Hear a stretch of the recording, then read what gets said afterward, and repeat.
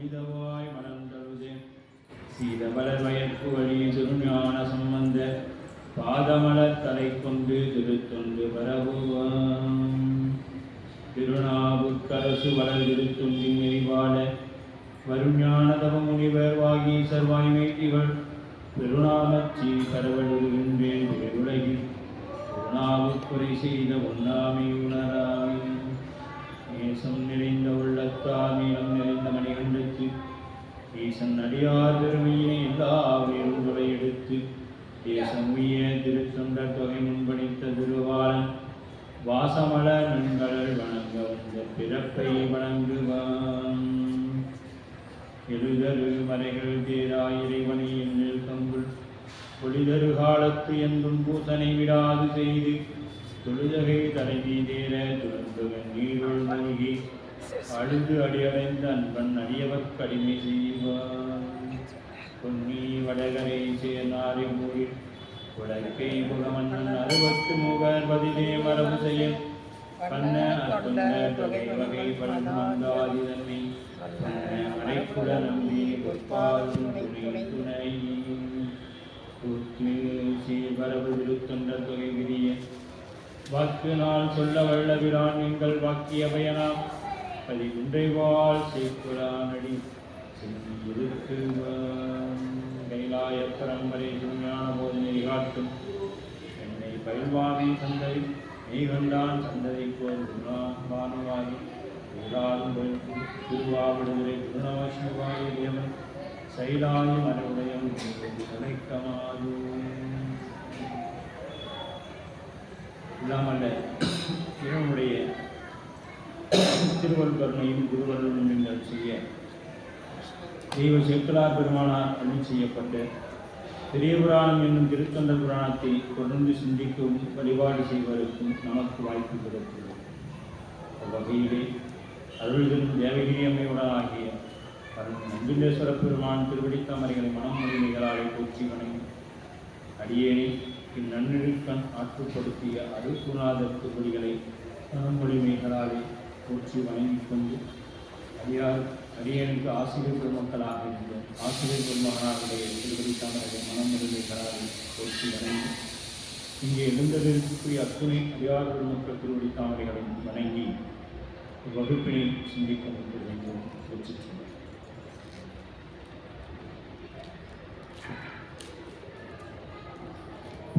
பெருமானுடைய பேரொரு கருணையினாலே நாம் பெரிய புராணம் என்னும் திருத்தொண்டர் புராணத்திலே 15 நாயன்மார்கள் சரீரத்தை திருவள்ளார் நிறைவு செய்திருக்கின்றோம்.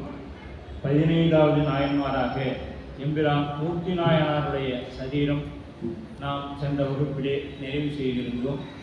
அதனை தொடர்ந்து இப்பொழுது முருகநாயனார் என்று சொல்லப்படக்கூடிய திரு புகழூரை சார்ந்த அடியாரை பற்றிய சிந்திக்க இருக்கின்றோம். இதில் நமக்கு தொகை நூலாக நம்பியாதவர் முருகனுக்கும் உருத்திர பசுபதிக்கும் அடியேன் என்று அடியெடுத்து கொடுத்திருப்பார். இவருடைய குரு பூசை நன்னாளானது வைகாசி மாதம் மூல நட்சத்திரத்தன்று இவருடைய குரு பூசை நன்னாள் நடைபெற இருக்கின்றது.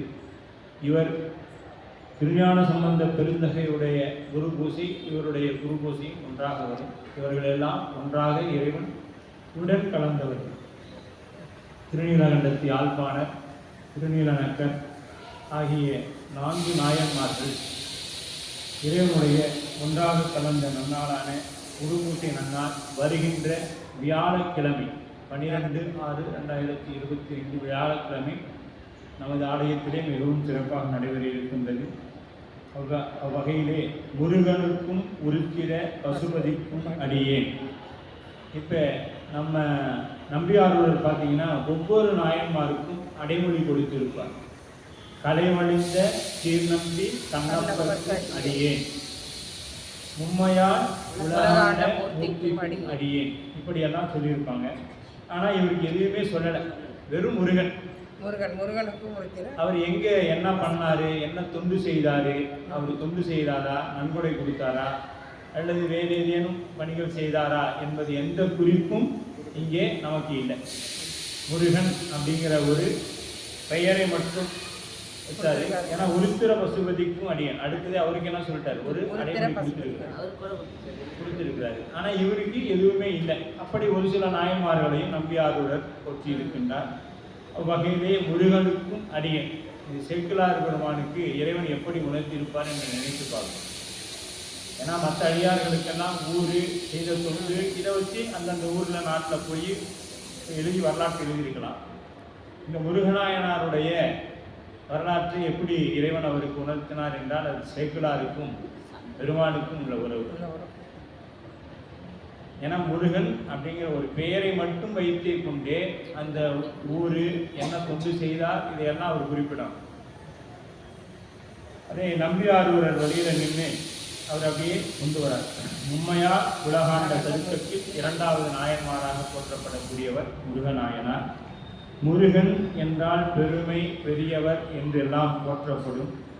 நான் அவருக்கு அடியேன், முருகனுக்கு அந்த பெரியவருக்கு அடியேன். முருகன் என்பது என்றும் மாறாத இளமை உடையவர்கள் அப்படின்னு சொல்லப்படும். மனங்கள் தெய்வ நலம் உடைய செவ்வேளின் பெயர் என்பது புறநானூற்று வரிகள். செவ்வேள் அப்படிங்கிற அந்த இறைவனுடைய பெயர் தான் முருகன் என்று சொல்லப்படும். நல்ல திருநாமங்களை அடிக்கடி நினைவு சொல்ல வேண்டும். நல்ல பெயர்களை எல்லாம் நாம் எப்பொழுதும் சொல்லிக்கொண்டே இருக்கணும். அதனால்தான் குழந்தைகளுக்கு நாம் என்ன பண்றோங்க, இறைவனுடைய திருநாமங்களாக நாம் குழந்தைகளுக்கு வைக்கிறோம்.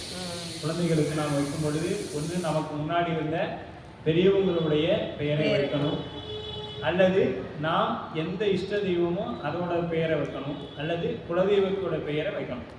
இதில் மூன்றில் ஏதேனும் ஒன்று தான் செய்யணும். ஆனால் நாம் இன்னைக்கு என்ன பண்ணிட்டோம், நியூமராலஜி எல்லாம் பார்த்து என்னெல்லாம் வாயில நுழையாதோ அந்த எழுத்தெல்லாம் வச்சு அது கடைசியில் அவங்க பாட்டியும் கூப்பிட முடியாத தாத்தாவும் கூப்பிட முடியாமல் அப்படியே தசு புஷ்ன்னு போயிட்டு இருக்கு. ஆனால் எவ்வளோ அழகான பெயர்கள் நம் புராணங்களில் இருக்குது, அதெல்லாம் விட்டுறோம். அப்போ திருநாமம் என்பது ஒருவருக்கு மிகவும் முக்கியமானது. அவங்க இப்போ அவங்களுக்கு பெயர் மந்திரம் போல, அவங்களுக்கு பெயர் என்பது மந்திரம் போல தொடர்ந்து அதை சொல்லிக் கொண்டிருந்தால் அது அவர்களையும் நல்வழிப்படுத்தும், நம்மையும் நன்னெறிப்படுத்தும். அதனால தான் இறைவனுடைய திருநாமங்களை சண்முகா சரவணா அப்படின்னு வச்சோம்னா அந்த பெயர் என்ன பண்ணும், நாம் இறுதி காலத்தில் நமக்கு உதவியாக இருக்கும். சாகும் போதேனும் சங்கரா அப்படின்னு சொல்லுவோம். அதுக்காக தான் அப்படி பேர் வைக்கிறது. ஏன்னா அப்போ சுவாமி நினச்சிக்குவாரான், நம்மளே தான் கூப்பிட்றான். சுவாமிக்கு எல்லாம் தெரியும், யார் நம்மளை எப்போ கூப்பிடுவாங்க கூப்பிடுவாங்க அப்படிங்கிறது அவருக்கு தெரியும். இருந்தாலும் சுவாமி நினச்சிக்குவாரான், நம்மளே தான் கூப்பிட்றான் உயிர் போகும்போது அப்படின்னு வந்து நிற்பார்.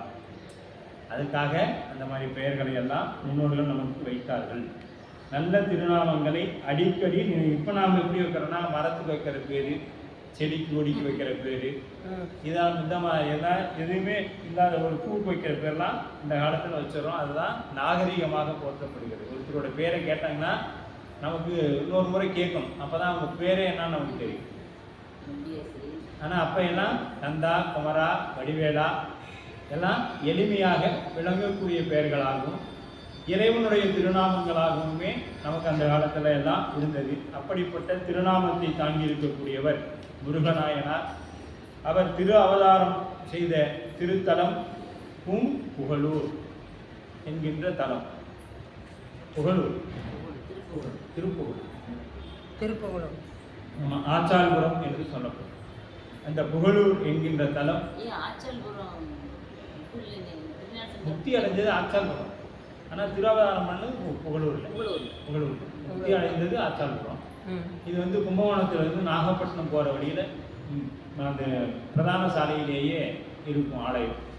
அங்கே தான் இவர் மடம் அமைத்து ரொம்ப காலம் இறைவனுக்காக தொண்டு செய்து வந்தார். முருகநாயனாருடைய மடம், விஞ்ஞான சம்பந்த பெருந்தகை இருமுறை அவங்க போய் தங்கியிருக்கிறாங்க. நாவுக்கரசர் பெருந்தகை போயிருக்கிறாங்க. அப்புறம் திருக்குறி நீலநக்கர், திருநீலகண்டத்தி யாழ்ப்பாணர், திருக்குறிப்பு இதில் சிறுதொண்ட நாயனர், இவங்கெல்லாம் அந்த மடத்தில் போய் தங்கியிருந்து இறைவனுக்கு பணி செய்து ஒன்றாக திருப்பதிகளை எல்லாம் நிறைய ஆய்வு செய்திருக்கிறாங்க. இந்த காட்சியெல்லாம் சிந்தனை பண்ணி பாருங்க. ஒரு அருளாளரே நம்மளால இன்னைக்கு பார்க்க முடியாது. 5, 6 அருளாளர்கள் ஒன்றாக இருந்து இறைவனுடைய திருநாமத்தை எவ்வளவு தேன் பாய்ந்திருக்கு, எவ்வளவு தேன் பாய்ந்திருக்கு. இன்னைக்கு எப்படி நாம எல்லாம் ஒன்று கூடனா பக்கத்து வீட்டுக்காரன் எதிர்த்த வீட்டுக்காரன் எல்லாத்தையும் குறை சொல்றோமோ, அது போல இவங்க எல்லாம் ஒன்று கூடி என்ன செஞ்சிருப்பாங்க, இறைவனை பற்றி அதிகமாக பெருமையாக பேசிக் கொண்டிருந்திருப்பார். நாம மைனஸ்ல இருக்கிறோம், அவங்க பிளஸ்ல இருக்காங்க. அப்ப பிளஸ்ல இருக்கிறது எவ்வளவு அந்த இடத்துல சிறப்பாக இருந்திருக்கும் என்று நாம் கற்பனை செய்து கொண்டு பார்த்தோம். இவ்வளவு சிறப்பாக இருந்திருக்கும் அப்படின்னு அந்த காலத்தெல்லாம் சுவாமி இப்பயாவது ஏதோ முன்பு செய்த தவத்தின் பயன் இறைவன் நம் மீது வைத்த கருணையின் காரணமாக அதை நினைவு கூறும் இடத்திலேயாவது பெருமான் நம்மளை வச்சு. இன்னும் கொஞ்சம் காலம் போயிட்டா இது எல்லாமே நம்ம மறந்துருப்பாங்க மக்கள். அதனால தான் இப்போ நம்ம என்ன நினைக்கிறோம், ஒவ்வொருத்தரும் பெரிய புராணம், ஒவ்வொரு வீட்லேயும் திருத்தொண்டர் புராணம் இருக்கணும், திருவாசகம் இருக்கணும். திருத்தொண்டர் புராணம் இல்லாத வீடே இருக்கக்கூடாது. அத்தனை வீட்லையும் திருத்தொண்டர் புராணம் இருக்கணும். அடியாருடைய வரலாற்றை நம்முடைய குழந்தைகளுக்கு சொல்லணும். ஏன்னா இவங்கெல்லாம் பார்த்தீங்கன்னா இதெல்லாம் என்ன வரிசையாக வச்சுக்கிறாங்கன்னா கன்னிமாரு, சரிங்களா? அவ்வளோதான், போயிட்டாரு. ஒரு வில்லேஜ்லேருந்து வரவங்க, ஒரு கிராமத்துலேருந்து வரவங்க கூட்டமாக என்ன சொல்லுவாங்க, இதெல்லாம் கன்னிமாரு அப்படின்னு சொல்லிவிடுவாங்க இல்லையா? அப்படிதான் இன்றைக்கு. அதை விட இன்னும் நமக்கு என்ன பெருசுன்னா, நம்ம ஊரில் உருத்ராக்கம் போட்டு நிறைய பேர் இருக்கிறாங்க.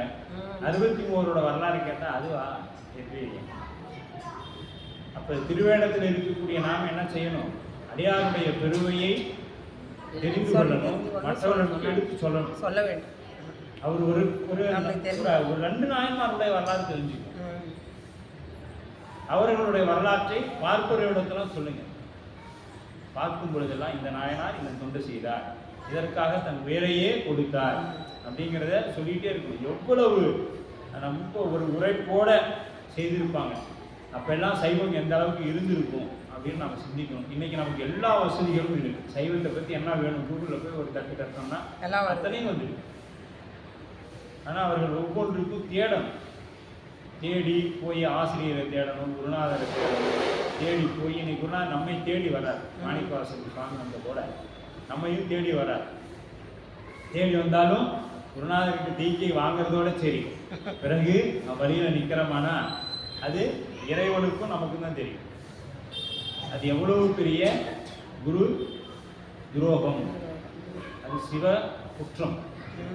சிவபெருமானால் மன்னிக்கப்பட முடியாத ஒரே குற்றம் குருநாதருக்கு நாம் செய்யக்கூடிய துரோகம் மட்டும்தான் இறைவனாலும் மன்னிக்கப்பட முடியாது. மீது எல்லாத்தையும் இறைவன் மன்னிச்சு, அது குருநாதராகவே பார்த்து மன்னித்தால் மட்டும்தான் உண்டு, இல்லைன்னா இல்லை. அது அப்படியே தான் கிடக்கணும். அந்த அளவுக்கு இன்றைய அளவில் தீக்கை எடுத்தவர்கள் சிவ பூஜை செய்யாமலும் சந்தி வழிபாடு செய்யாமலும் 5 எழுத்து சொல்லாமலும் நிறைய பேர் பண்றது. அதுதான் எல்லாரும் வாங்கிட்டு வந்து பண்ற அளவில். ஆனா ஒரு தீக்கை விழானா 100 பேர் எடுத்துக்கிறாங்க, எனக்கும் எடுத்துக்கிடணும் அப்படின்னு. அது கரெக்டா பண்ண முடியல. ஒண்ணு நீங்க நம்ம தீக்கைக்கே போக வேணாம். ஒரு ஓட்டுநர் பயிற்சி, டிரைவிங் லைசன்ஸ் எடுத்துக்கிறோம். ஒரு 5 ஆண்டு காலம் 6 ஆண்டு காலம் ஓட்டாமல் விட்டுடுங்க, உங்களால் எடுத்து அந்த வண்டியை ஓட்ட முடியாது. தடுமாட்டம் ஏற்படும். மறுபடியும் கொஞ்சம் காலம் நீங்கள் பயிற்சி பெற்றாதான் ஓட்ட முடியும். இது உலகாயம் சம்பந்தப்பட்ட ஒரு தொழில் ரீதியான வேலை. இதுவே நம்மால் செய்து கொள்ள முடியாது. ஒன்றும் இல்லைங்க, நீங்கள் நம்ம கல்வி பள்ளி படிப்பு படித்தோம், அந்த புத்தகத்தை இன்னைக்கு கொடுத்தா நமக்கு எதுவுமே அவ்வளோ எளிதாக சொல்லிட முடியாது. ஏன்னா அது பரிச்சயம் இல்லை நமக்கு. நாம படித்த காலத்தில் வேற, இப்போ அதையவே கொடுத்தா நம்மளால இப்போ சொல்ல முடியாது, சரிங்களா? இது மாதிரி தான் நம்மளுடைய அறிவு. நம்ம உணர்த்தினாலன்றி உணராது, சிற்றறிவுடையது ஆன்மா. இப்போ நம்ம தினைக்கும் பயில தான் அது மாணிக்கவாசல் சொல்வார், முதல்ல நடிக்கணும். நாடகத்தா நடித்து முதல்ல நடிக்க செய்யணும். நடிக்க நடிக்க நடிக்கத்தான் அது உண்மையாக மாறும். ஒரு திரைப்பட நடிகர் என்ன பண்றாரு, முதல்ல அவர் பார்த்தீங்கன்னா அதை இப்படி பண்ணியிருக்கலாம், பின்னாடி அவர் சொல்லுவார், நான் அந்த இடத்துல இதை பண்ணியிருந்தேன்னா இன்னும் நல்லா இருந்திருக்கும் அப்படின்னு அவராகவே சொல்லுவார். எப்போ அவர் அந்த நடிப்பில் ஒரு உயர்ந்த நிலைக்கு வந்த பின்னாடி சொல்லுவார், இந்த இடத்துல நான் அந்த இடத்துல ஒரு தப்பு பண்ணனேன், அது இன்னும் நான் இந்த மாதிரி பண்ணியிருந்தேன்னா இன்னும் நல்லா இருந்திருக்கும். அப்போ அந்த அனுபவம் தான். அதுபோல் இறைவனிடத்துல நாம் அந்த தீக்கையெல்லாம் பெற்று என்ன பண்ணணும்னா அதை கடைபிடிக்கணும். 61 வரலாற்றை நாம் சிந்திக்கணும். வாய்ப்பு கிடைக்கும் பொழுதெல்லாம் நமக்கு கட்டாயம் வாய்ப்பு இருக்கும். நாம் வேணால் சொல்லுவோம் எனக்கு நேரம் இல்லை அப்படிங்கிறத மட்டும் சொல்லிக்கிட்டே இருப்போம். ஆனால் வாய்ப்பு கிடைக்கும் பொழுது நேரம் நமக்கு கிடைக்கிற 10 நிமிடமாக இருந்தாலும் கையாலாம் பார்த்தீங்கன்னா தினைக்கும் ஒரு திருமுறையை பாடி ஸ்டேட்டஸில் வைக்கிறது. அவராகவே புத்தகத்தில் இருக்கிறது அது தப்போ கரெக்டோ அந்த ஒரு கூச்சம் இல்லாமல் அதை பாடி அவர் வைக்கிறார். மற்ற எதையோ வைக்கிறதுக்கு இது அடியே வரவேற்கலாம், ஒருத்தர் கேட்கலாம் இல்லை வரவேற்கிறேன். ஏன்னா அவரு சார்ந்த ஒரு 10 பேர் கேட்பாங்க.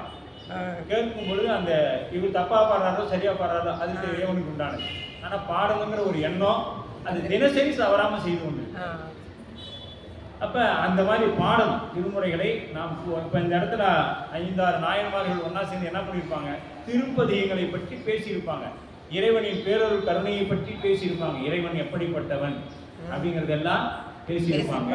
இதை தான் பேசணும் அப்படிங்கிறதெல்லாம் நாம் முருகநாயனாருடைய அந்த புகழூர் மடத்தை நடந்திருக்கும். அந்த அளவுக்கு குற்றமின்றி பாடலுடைய புகழூரின் பொலிவரா என்பது சம்பந்தர். தம்மையே புகழ்ந்து இச்சை பேசினும் சார்பினும் தொண்டர் தருகிறார், பொய்மையாளரை பாடாதே என்று புகழூர் பாடுவின் உலகிறாள். இப்போ நாம் என்ன பண்ணுவோம்னா, ஒருத்தர் எதுக்குமே தரமாட்டான், எல்லாம் தரக்கூடியவன் இங்கே உள்ளார உட்காந்து இருக்கிறான், இங்கே உள்ளார உட்காந்து இருக்கிறான். ஆனால் நாம் எதுவுமே தரமாட்டான். அவனிடத்துல போய் அவன் நல்லா இருக்கணும், அவனை பற்றி உயர்வாக நாம் பேசி கொண்டிருப்போம். ஆனால் தரக்கூடிய ஆளை கண்டுக்காமல் இருக்கும். ஏன்னா அவர் மேலே நமக்கு அவ்வளோதான் நம்பிக்கை, செய்வார் அப்படின்ட்டு இருக்கும். அப்படி திருப்புகழூர் இருக்கும். அது தாமரை போன்ற அந்த ஆலயத்தோட அமைப்பு எப்படின்னு பார்த்தீங்கன்னா, சுற்றியும் எப்படி இருக்குங்க, அகலிகை இருக்கும். அந்த கோயிலை சுற்றியும் அகலிகை இல்லை, தண்ணி சுற்றியும் தண்ணி இருக்கும். நடுவில் அந்த நடந்து போகிறதுக்கு மட்டும்தான் இடம் இருக்கும், பாலம் மாதிரி போட்டிருப்பாங்க. நீங்கள் போய் இறைவனை தரிசனம் பண்ணிட்டு வரணும். அப்படிப்பட்ட தலம் பார்க்கறதுக்கு தாமரை பூ போன்று இருக்கும் நடுவில். அது புகழூர் அப்படின்னு சொல்லப்படும். புகழ் அப்படின்னா புகழிடம், தஞ்சம் அடைவு. அப்படி தலத்தோட சுவாமியோட பெயர் அக்னிபுரீஸ்வரர், வர்த்தமானேஸ்வரர் என்று பெயர். கருத்தார் குழலி அம்மையுடைய பெயர். தலைவிருச்சம் புன்னை மரம். தலைவிருச்சம் பார்த்தீங்களா, அந்த தலத்திற்கு புன்னை மரம். தீர்த்தம் அக்னி தீர்த்தம், வான தீர்த்தம் என்று 2 தீர்த்தங்கள் உள்ளது. மூவர் முதலிகளாலும் போற்றி பரவப்பட்ட திருத்தம். மூவர் பாடிய தேவாரமும் இந்த ஆலயத்தில் உண்டு. திருநாவுக்கரசு பெருந்தகை முருகநாயனார் திருநாவுக்கரசு பெருமானுக்கு இந்த தலத்தில் என்ன நடந்திருக்கிறது.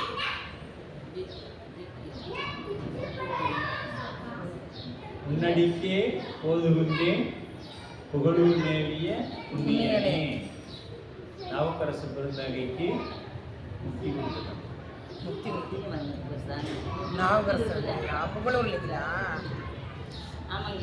அப்படிதானேம்மா, தப்பா சொல்லுங்க. நீங்க சுத்திக்கிறத பார்த்து எனக்கே பயமாயிடுச்சு.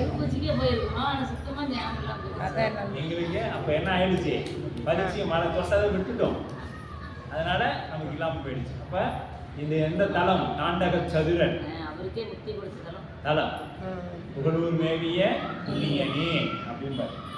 அப்படி திருமணம் திருஞான சம்பந்தர், திருநாவுக்கரசர், சிறுதொண்ட நாயனார், திருநீல நக்கர் முதலான நாயன்மார்களை எல்லாம் அப்படியே அந்த தொண்டர் குழாத்துடன் அப்படியே அற்புதமாக இருந்திருக்குங்க. ஒரு குறைஞ்சபட்சம் ஒரு 300-500 பேராவது அந்த இடத்துல அடியார் திருக்கோலங்கள்லாம் அப்படியே நெத்தி நிறைய திருநீர் திருவேடங்களோட எவ்வளோ அற்புதமாக இருந்திருக்கும் அந்த இடம். அற்புதமாக அதுதான் திருக்கைலாயம், அதுதான் திருக்கைலாயம். அதாவது சுந்தரருக்கு பாருங்க, மூவருக்குமே சுந்தரருக்கு என்ன செய்திருக்கிறார், எதுக்கு பங்குனி உத்திர நாளுக்காக அடியாருக்கு அன்னம்பாலிப்பு செய்யணும். சுவாமிகிட்ட கேட்கிறாரு, என்ன தம்மையே புகழ்ந்து இச்சை பேசினும் சார்பினும் தொண்ட தருகிறார், பொய்மையாளரை பாடாதே என்று புகழூர் பாடுவின் உலகிறார். அம்மையே தரும் சோறும் குறையும் ஏற்றாலாம் என்ற கடலுமா, அம்மையே சிவலோகம் ஆள்வதற்கு யாரும் ஐயுறவில்லையே அப்படின்னு கேட்கிறாரு. சுவாமி செங்கல்ல தங்க கல்லா மாத்தி கொடுக்குறாரு. செங்கல்லையே தங்கமா, எவ்வளவு பெரிய செங்கல் வச்சிருந்தாரோ அவ்வளவு பெரிய அந்த தலைக்கு வச்சிருந்த செங்கலை பூரா தங்கமா மாத்தி கொடுத்துட்டார். அப்படி யாராவது நினைச்சு நம்ம போய் பெரிய கல்லா எழுதி வச்சு தூங்கிறாங்க. நமக்குலாம் இன்னும் அந்த புண்ணியம் இல்லை. அந்த புண்ணியம் இல்லை. புண்ணியம் தவமும் தவமுடையோர்க்கே அப்படின்னு சொல்லுவாங்க. அவரு போய் இப்போ நம்ம தவம் பண்ணணும் அப்படின்னா அது கிடைக்கணும்னா என்ன பண்ணியிருக்கணும்? நம்ம புண்ணியம் பண்ணியிருக்கணும், தவம் பண்ணியிருக்கணும். அதெல்லாம் இல்லை. இப்போதைக்கு நமக்கு கேட்கக்கூடிய புண்ணியம் இறைவன் கொடுத்துருக்கான். பெருமானுடைய பேரொரு கருணையினார் இல்லையா? அப்படி சிறப்பு வாய்ந்த தலமாக இந்த தலம் போற்றப்படுகிறது. இந்த தலம் அவ்வளவு சிறப்புகள் நிறைந்தது. சும்மா இல்லை. 6 நாயன்மார்கள் ஏறக்கூடிய அங்கே ஒன்றாக ஒரு பெரிய சச்சங்கம் நடந்திருக்கு. அங்கே எப்பயுமே தனியாக சம்பந்த பெருந்தகையோட ஒரு பெரும் கூட்டம் போய்கிட்டே தான் இருக்கும். இங்கே வேற தாண்டக சதுரரும் இருக்கிறாரு, ஆளுடைய அரசு, அவரும் அங்கே இருக்கிறாங்க. அது மட்டுமல்லாது உள்ளூர் அடியார் திருநீல நக்கர், சிறுதொண்ட நாயனார், இவங்க எல்லாம் அப்படியே ஒன்றாக இருந்து இருப்பாங்க. இந்த காட்சியெல்லாம் நமக்கு கற்பனையிலும் சிந்திக்கல. அந்த மாதிரி தான். ஆமாம், 6 பேர் ஒன்றாக இருந்த பூம்புகலூர் திருமடம், முருகநாயனாருடைய திருமடம்.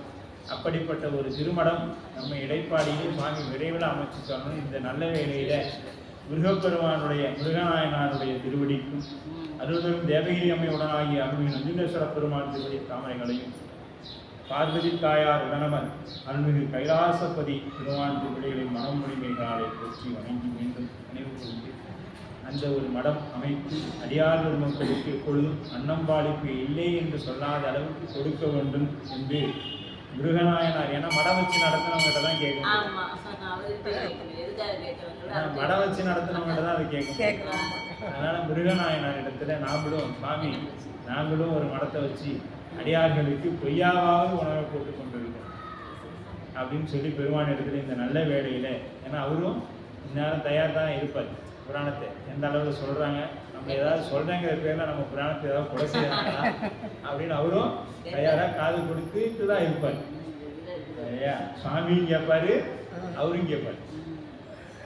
அப்படி முருகநாயனார் திருவடிகளை இணைந்து நம் இடசெய்ய மாணவர்களின் விரைவிட ஒரு நல்ல மடம் அடியார்களுக்காக பெருமான் ஏற்படுத்தி தர வேண்டும் என்று விண்ணப்பித்துக் கொண்டு முருகனுக்கும் அடியேன், முருகனுக்கும் கொடுக்கிற பசுபதிக்கும் அடியேன் என்று நம்பியாரூரர் அவர்கள் கூற்றிய அதை வகை நூலாக நமது பொல்லாப்பிள்ளையார் அருள் பெற்ற நம்பியாண்டார் நம்பிகள் திருத்தொண்டர் திருஅந்தாதி 18வது பாடலில் சொல்கிறார். பதிகம் திகழ்கரு பஞ்சாக்கர பயில் நாவினன் சீர் மதியம் சடையாக்கு அடர்தொத்து அணிவான் யான் மகிழ்ந்து துதியா கடல் சம்பை நகர்க்கு தோழன் வன்தொண்டன் நம்பொன் அதிகம் பெரும் புகழூர் முருகன் என்னும் அந்தனனே.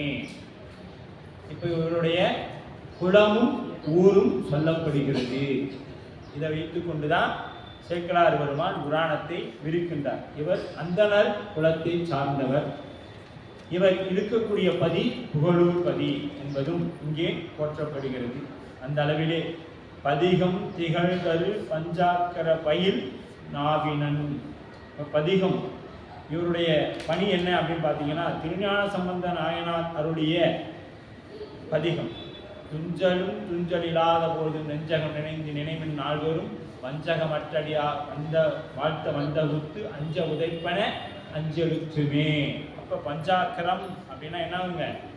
5 எழுத்தை பயில் நாவினன். எப்பொழுதும் இடையறாத சிந்தனை, இடையறா 5 எழுத்தை சொல்லிக்கொண்டே இருத்தல். அப்ப செந்தல் ஓங்கிய செம்மை வேதியற்கு அந்தியுள் மந்திரம் 5 எழுத்துமே. அப்படி அத்திருப்பதிகங்களை கருத்தினையே மிக உட்கொண்டு இதை இந்த திருப்பதிகத்தில் சொன்னிய போது அந்த என்ன சொல்லியிருக்காரோ அதே போல அவரும் வாழ்ந்து கொண்டே வரார். அதன் எடுத்து சொல்லப்பட்ட 5 எழுத்தினையே அவரது நண்பருமாக பெருமை பெற்ற முருகனார் ஓயாது பயின்றார். முருகனாயனார் அவருடைய திருப்பதிகங்களை எல்லாம் ஓயாமனா நிற்காம சிந்தனை பூரா அவரை சார்ந்தே இருப்பது போல யான் யாவது எப்படி பாடுறாருங்க? சீர் அப்படின்னா ஒழுக்கம், சீர்னா ஒழுக்கம், தவறாது சீர்னா ஒழுக்கமாக தவறாது இன்னும் சொல்லலாம். அந்த பண்போடைய பாடலாம்.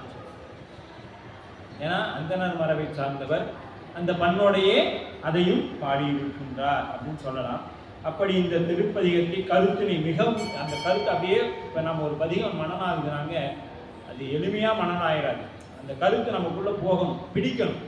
இப்போ எப்படி உணவுல நமக்கு பிடித்தமான ஒரு உணவு வந்துட்டா விரும்பி சாப்பிடுவோமோ, அதுபோல இத்தனை ஆயிரம் 18,000 சொல்ற பதிகம் இருந்தால் நமக்கு என்ன வேணுங்க, நமக்கு பிடித்தமானதுன்னு ஒன்று வந்துருச்சுன்னா அதை நம்ம மனனம் செய்து வச்சுக்கணும். அதுபோல இவரு ரொம்ப ஆர்வமா அந்த பதிகங்களை எல்லாம், ஏன்னா இவர் யாருங்க, திருஞான சம்பந்த பெருந்தகைக்கு தோழன், திருஞான சம்பந்த பெருந்தகைக்கு தோழன் அவரு. அது மதியம் சடைக்கு அலர் தொட்டு அணிபவன், அலர்னா பூ, அலர் தொட்டு விதிப்படி உரிய பூக்களை எடுத்து விதிப்படி தொடுத்து உரிய காலத்திலே உரியபடி சாத்தி மகிழ்பவன். விதிப்படி எப்படி பூவை பறிக்கணும் பின்னாடி இது நமக்கு ஏறக்குறைய 14 திருப்பாடல்கள்ல இதை பற்றி தான் தேவி சேக்கிழார் பெருமான் பேச போறாங்க. நம்ம இறைவனுக்கு பூ சாற்றுதல் என்பது அவ்வளவு சாதாரணமான பணி அல்லங்க.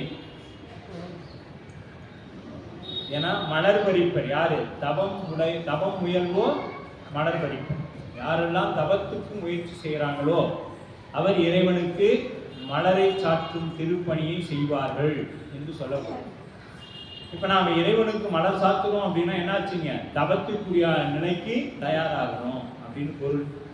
இது எப்படி சாத்தணும், உரிய நேரத்துல விதிப்படி பறித்து, ஆகமத்தில் என்ன சொல்லப்பட்டு இருக்கிறதோ அது போல பறிக்கணும். மலர் மலர் பறித்து அதை எந்த மலரை என்ன காலத்துக்கு கொடுக்கணும்னு தெரியும். இப்போ 6 கால பூசை, 6 காலத்துக்கு என்ன காலத்துக்கு என்ன மலரை நாம் இறைவனுக்கு கொடுக்க வேண்டும்ங்கிறது தெரியணும். அதை எப்படி கட்டணும், நம்ம பாட்டுக்கு இப்போ நம்ம ஆலயங்கள்லயே பார்க்குறோம், நடந்து போகிற இடத்துல பூவை கொட்டி கட்டுறோம். அதெல்லாம் அப்படிலாம் கட்டக்கூடாது. அதுக்குன்னு ஒரு இடம், அங்கே போய் தான் அதை கட்டணும் அப்படிங்கிறதுலாம் உண்டு. இதை நம்ம திருவாரூர்ல செருத்துணை நாயனாருடைய புராணத்துல, கலர்சிங்கருடைய புராணத்துல சிந்திச்சிருப்போம். அவங்க அந்த பூக்கு தொடுப்பதற்கான இடத்துல வைத்து தான் பூவை மலரை தொடுத்து கொண்டிருக்கிறாங்க. அப்போ அவங்க அதை எடுத்து முகந்து பார்க்கும் பொழுதுதான் இந்த நிகழ்வுகள் எல்லாம் நடக்கும். அப்போ அதற்கென்று தனியாக ஒரு இடம். சரிங்க, அப்போ இடமே இல்லைங்க அப்படின்னா நாம் என்ன செய்யணும் அப்படின்னா, வீட்டில இருந்து ஒரு விரிப்பு கொண்டு வந்தாங்க. ஆலயத்துக்கு வரும் பொழுதோ வீட்டில் பூக்கள் தொடுக்கும் பொழுது என்ன பண்ணுவோம், ஒரு புதிய நல்ல சுத்தமான ஒரு துணி எடுத்துக்கிடணும். அந்த துணியில கொட்டி தான் பூவை நாம தொடுக்கவே போகணும். நம்ம வீடு தானே அப்படின்னு சொல்லிட்டு கூட்டி விட்டு அப்படியே போட்டு பண்ணா அந்த மலர் பூசைக்கு ஆகாது. ஆலயத்துல தானே கீழே விழுந்துருச்சு, அதை எடுத்து அப்படியே வச்சுக்கலாம், அதுவும் ஆகாது. இதெல்லாம் பூசைக்கு கூடாது அப்படின்னு ஒரு நிறைய விதி. ஆறுமுக நாவலருடைய அந்த புஷ்ப விதி அப்படிங்கிற ஒரு புத்தகத்தை எடுத்து படிச்சோம்னா நம்ம பூவே தொட மாட்டோம். ஆறுமுக இலங்கையா யாழ்ப்பாண ஆறுமுக நாவலருடைய அந்த புஷ்ப விதிங்கிற புத்தகத்தை எடுத்து படிச்சோம்னா நம்ம பூ வைக்கிறதுக்கு அடுத்த பிறவிதான் எடுக்கணும் போல அப்படிங்கிற ஒரு எண்ணம் வந்துடும். அந்த அளவுக்கு அவரு ஆகமத்திலிருந்து விதிகளை எல்லாம் தொகுத்து கொடுத்திருப்பார். எப்படி பறிக்கணும், என்ன நேரத்தில் என்ன காலத்தில் அப்படிங்கிறது எல்லாமே அழகாக சொல்லியிருப்பாங்க. அந்த மாதிரிலாம் இன்னைக்கு நம்மால் முடியாது. ஏன்னா நாம் ஒரு 4 நாளைக்கு முன்னாடி பறித்த பூ வாங்கி வந்து நம்ம ஒரு 10 நாளைக்கு ஃப்ரிட்ஜில் வச்சுக்கிட்டு எனக்கு கொஞ்சம் கொஞ்சமாக சாமி இன்னைக்கு ஒரு 10 பூ தான் அப்படின்னு சொல்லி சாமிகிட்ட ஒரு எக்ஸ்பிரஸ் வாங்கி, அவருக்கும் வேற வழி இல்லை, இப்படியாச்சும் போடுறாங்களே, அதாவது எவனும் போடாததுக்கு ஏதாவது இதையாச்சும் சாப்பாடே இல்லை, ஏதாவது கொஞ்சம் மலை சோறு இருந்தால் ஊத்தான சாப்பிட்றாங்கல்ல, அந்த மாதிரி சாமி என்ன பண்ணிட்டாரு, சரி உன்னோட அன்பு அவ்வளவுதான், அதையும் நான் ஏத்துக்கிறேன் போடு அப்படின்னு சொல்லி நம்ம சாமி, அதனால என்ன நம்ம சாமி பெரும் கருணையாளர் இல்லை, அதனால அதையும் சரி அப்படின்னு சொல்லி ஏத்துக்கிறவனால தான் நம்ம சாமி இருக்கிறாங்க. நாம் எதை பண்ணாலும் அவரு தாயன் போட சரி சரி விடு, அதனால முடியாதுன்னு எனக்கு தெரியும், சரி பார்த்தேன் போடு போடு பார்த்துக்கலாம் அப்படின்னு சொல்லிட்டு அப்படியே இருக்கிறாங்க இல்லையா. அப்படி என்ன பண்றாரு, நல்ல அந்த பதிகம் துதி ஆம் கலல் சம்பை. அப்ப கலல் சம்பைனா திருஞான சம்பந்தர், நாதருக்கு தோழன். இவரு முருகன் யாருங்க, திருஞான சம்பந்தருக்கு தோழன். வன்தொண்டன் அம்பொன் அதிகம் பெரும் புகழூர். இப்ப வன்தொண்டர்னா யாருங்க, சுந்தரமூர்த்தி நாயனார் பொன் பெற்ற தலம். யாருக்காவது நமக்கும் இன்றைய காலத்துல தங்கம் வேணும்னு நினைச்சோம்னா, அதாவது எல்லாருக்கும் ஆசை இருக்கும், இல்லாமலாம் இருக்காது, தங்கத்தில் அதை பண்ணணும் இதை பண்ணணும் அப்படின்னு ஒரு ஆசை இருக்கும். இருந்தாலும் நாம் பெண் குழந்தைகள் வைத்திருப்போம், அவர்கள் திருமணத்துக்கு வரணும்னா இப்போ இருந்தே பெருமானிடத்தில் ஒரு விண்ணப்பம் வச்சுட்டு இருந்தா அது விண்ணப்பம் கட்டாயம் நிறைவேறும். அது எப்படி நிறைவேறும் அப்படின்னீங்கன்னா, தொடர்ந்து பாராயணம் செய்து கொண்டே வந்தோம்னா அது ஏதேனும் ஒரு வழியில் இறைவன் நமக்கு ஒரு உதவி செய்வான், அல்லது இதே ஒரு பணி அமையும். அதன் வழியாக இப்போ நேரடியாக உடனே நமக்குலாம் தங்கத்தை கொடுத்துட மாட்டார். நீங்கள் பதிகம் பண்ணாலும் தங்கம் வந்துடணும் அப்படின்னு நினச்சிடாதீங்க. அதே மாதிரி இப்போ மந்திரமாவது வியாதி நீக்கிறதுக்காக நாம் பதிகம் படிக்கிறோம். சாமி அந்த மந்திரமாவது நீங்கள் சொன்னீங்க படித்தோம், ஆனால் வியாதியே நீங்கவே இல்லையே அப்படின்னா இடையில நம்ம சிந்திச்சு பார்த்தீங்கன்னா 2-3 நல்ல டாக்டர்கிட்ட போகிறதுக்கு நமக்கு வந்து அறிவுரை சொல்லியிருப்பாங்க. இந்த டாக்டர்கிட்ட போங்க, இந்த வியாதி உங்களுக்கு தீர்ப்பிடும், ரொம்ப குறைவான கட்டணம் அப்படிங்கிறதெல்லாம் நமக்கு சொல்லியிருப்பாங்க. நாம் என்ன சொல்லியிருப்போம்னா எனக்கு அதிகம் பாடுறேன், சாமியை சரி பண்ணி கொடுத்துருவாரு அப்படின்னு சொல்லியிருப்போம். இந்த காலத்தில் சாமி எப்படி பண்ணுவாருங்க, யாராவது ஒரு மருத்துவரின் வழியாக வந்து தான் நமக்கு சரி செய்வார். நாம் இன்னும் நேரடியாக இறைவனிலிருந்து அருளை பெறும் பக்குவத்தை ஆலயத்துக்கு வரோம். திருமணம் நடக்கணும்னு சடையா எனுமான் சரணி எனுமான் பதிகம் படிக்கிறோம். பதிகம் படிக்கும் பொழுது படிச்சுக்கிட்டே இருக்கிறேங்க, என் பொண்ணுக்கு இன்னும் திருமணம், அது என்ன பண்ணணும், படித்து கொண்டே இருக்கணும். அப்போ வரும் பொழுது நமக்கு ஏற்றாறு கூட அவர்கள் இருக்கிறாங்களா பார்த்து முன்ன பின்ன அனுசரிச்சு தான் அப்படின்னு சொல்லி திருமணம் செய்துக்கணும். இல்லை நான் பதிகம் பாடுறேன், எனக்கு ஏற்ற மாதிரியே வரல, எல்லாமே நமக்கு ஏற்ற மாதிரி வரணும்னா அது சாத்தியப்படாது. நமக்கும் நாம் இறைவனால தவம் பண்ணணும்னு நினைக்கிறாரு, நம்ம என்ன தவமா பண்றோம் இல்லையே, அந்த மாதிரி இல்லை. இறைவன் இருந்தாலும் இறங்கி வந்து என்ன பண்றான், நீ தவம் பண்ண மாட்டேன், நானாச்சும் ஒன்று எப்படியாவது கூட்டிகிட்டு போறதுக்கு முயற்சி பண்றேன், யாராவது 4 பேர் அனுப்பி தேவாரம் படி, திருவாசகம் படி, பெரிய புராணம் கேளு, சித்தாந்தம் கேளு, திருவாசகம் வகுப்புவா, இப்படி எதையாவது ஒன்று சொல்லி சாமி என்ன பண்றாரு, யார் வழியாவது சொல்லி அங்கே போயாவது நம்முடைய ஒரு நெறி கொண்டு வராதா இல்லையா. அது போலத்தான் இதுவும் நமக்கு அமைய வேண்டியது நடக்கும். யாராவது ஒரு வழியா அதுக்கு இறைவன் நமக்கு சொல்லுவான், அதை எடுத்துக்கொண்டு நம்ம போகணும். இல்லை சுவாமியே எனக்கு செய்வார்னா அது நமக்கு 100% வாய்ப்பு. அப்படி என்ன பண்றாரு இவரு, சுந்தரமூர்த்தி நாயனாருக்கு அதிகம் பெரும் ஒன்று நிறையா கொடுத்தார். பொண்ணு அதிகம் பெரும் புகழூர், பெரும்பற்ற புலியூரானே அப்படிங்கிற சொல்ற மாதிரி இது பெரும் புகழூர். முருகன் என்னும் அந்தணன், இவரு அந்தணர் குலத்தை புகழூரை சார்ந்தவர், அந்தணர் மரபை சார்ந்தவர் என்பது நமது நம்பியாண்டார் நம்பிகள் வழியாக நமக்கு தெய்வ சேக்கிழார் பெருமானுக்கு குறிப்பு கிடைக்கும். அதை வைத்து கொண்டு அடுத்தது 14 பாடல்கள் திருப்பாடல்களை வைத்து இந்த புராணத்தை தெய்வ சேக்கிழார் பெருமான் விருக்கின்றார். தாது சூழும் குழல் மலையார் தளிக்கை சூழும் திருமேனி மீது சூழும் உணன் கச்சை வேணி நம்பர் விருப்பு பதி சோதி சூழும் மணிமௌழி சோழற்பம் திருநாட்டு போது சூழும் தடம் சோலை பொய்கை சூழும் பூம்புகழூர்.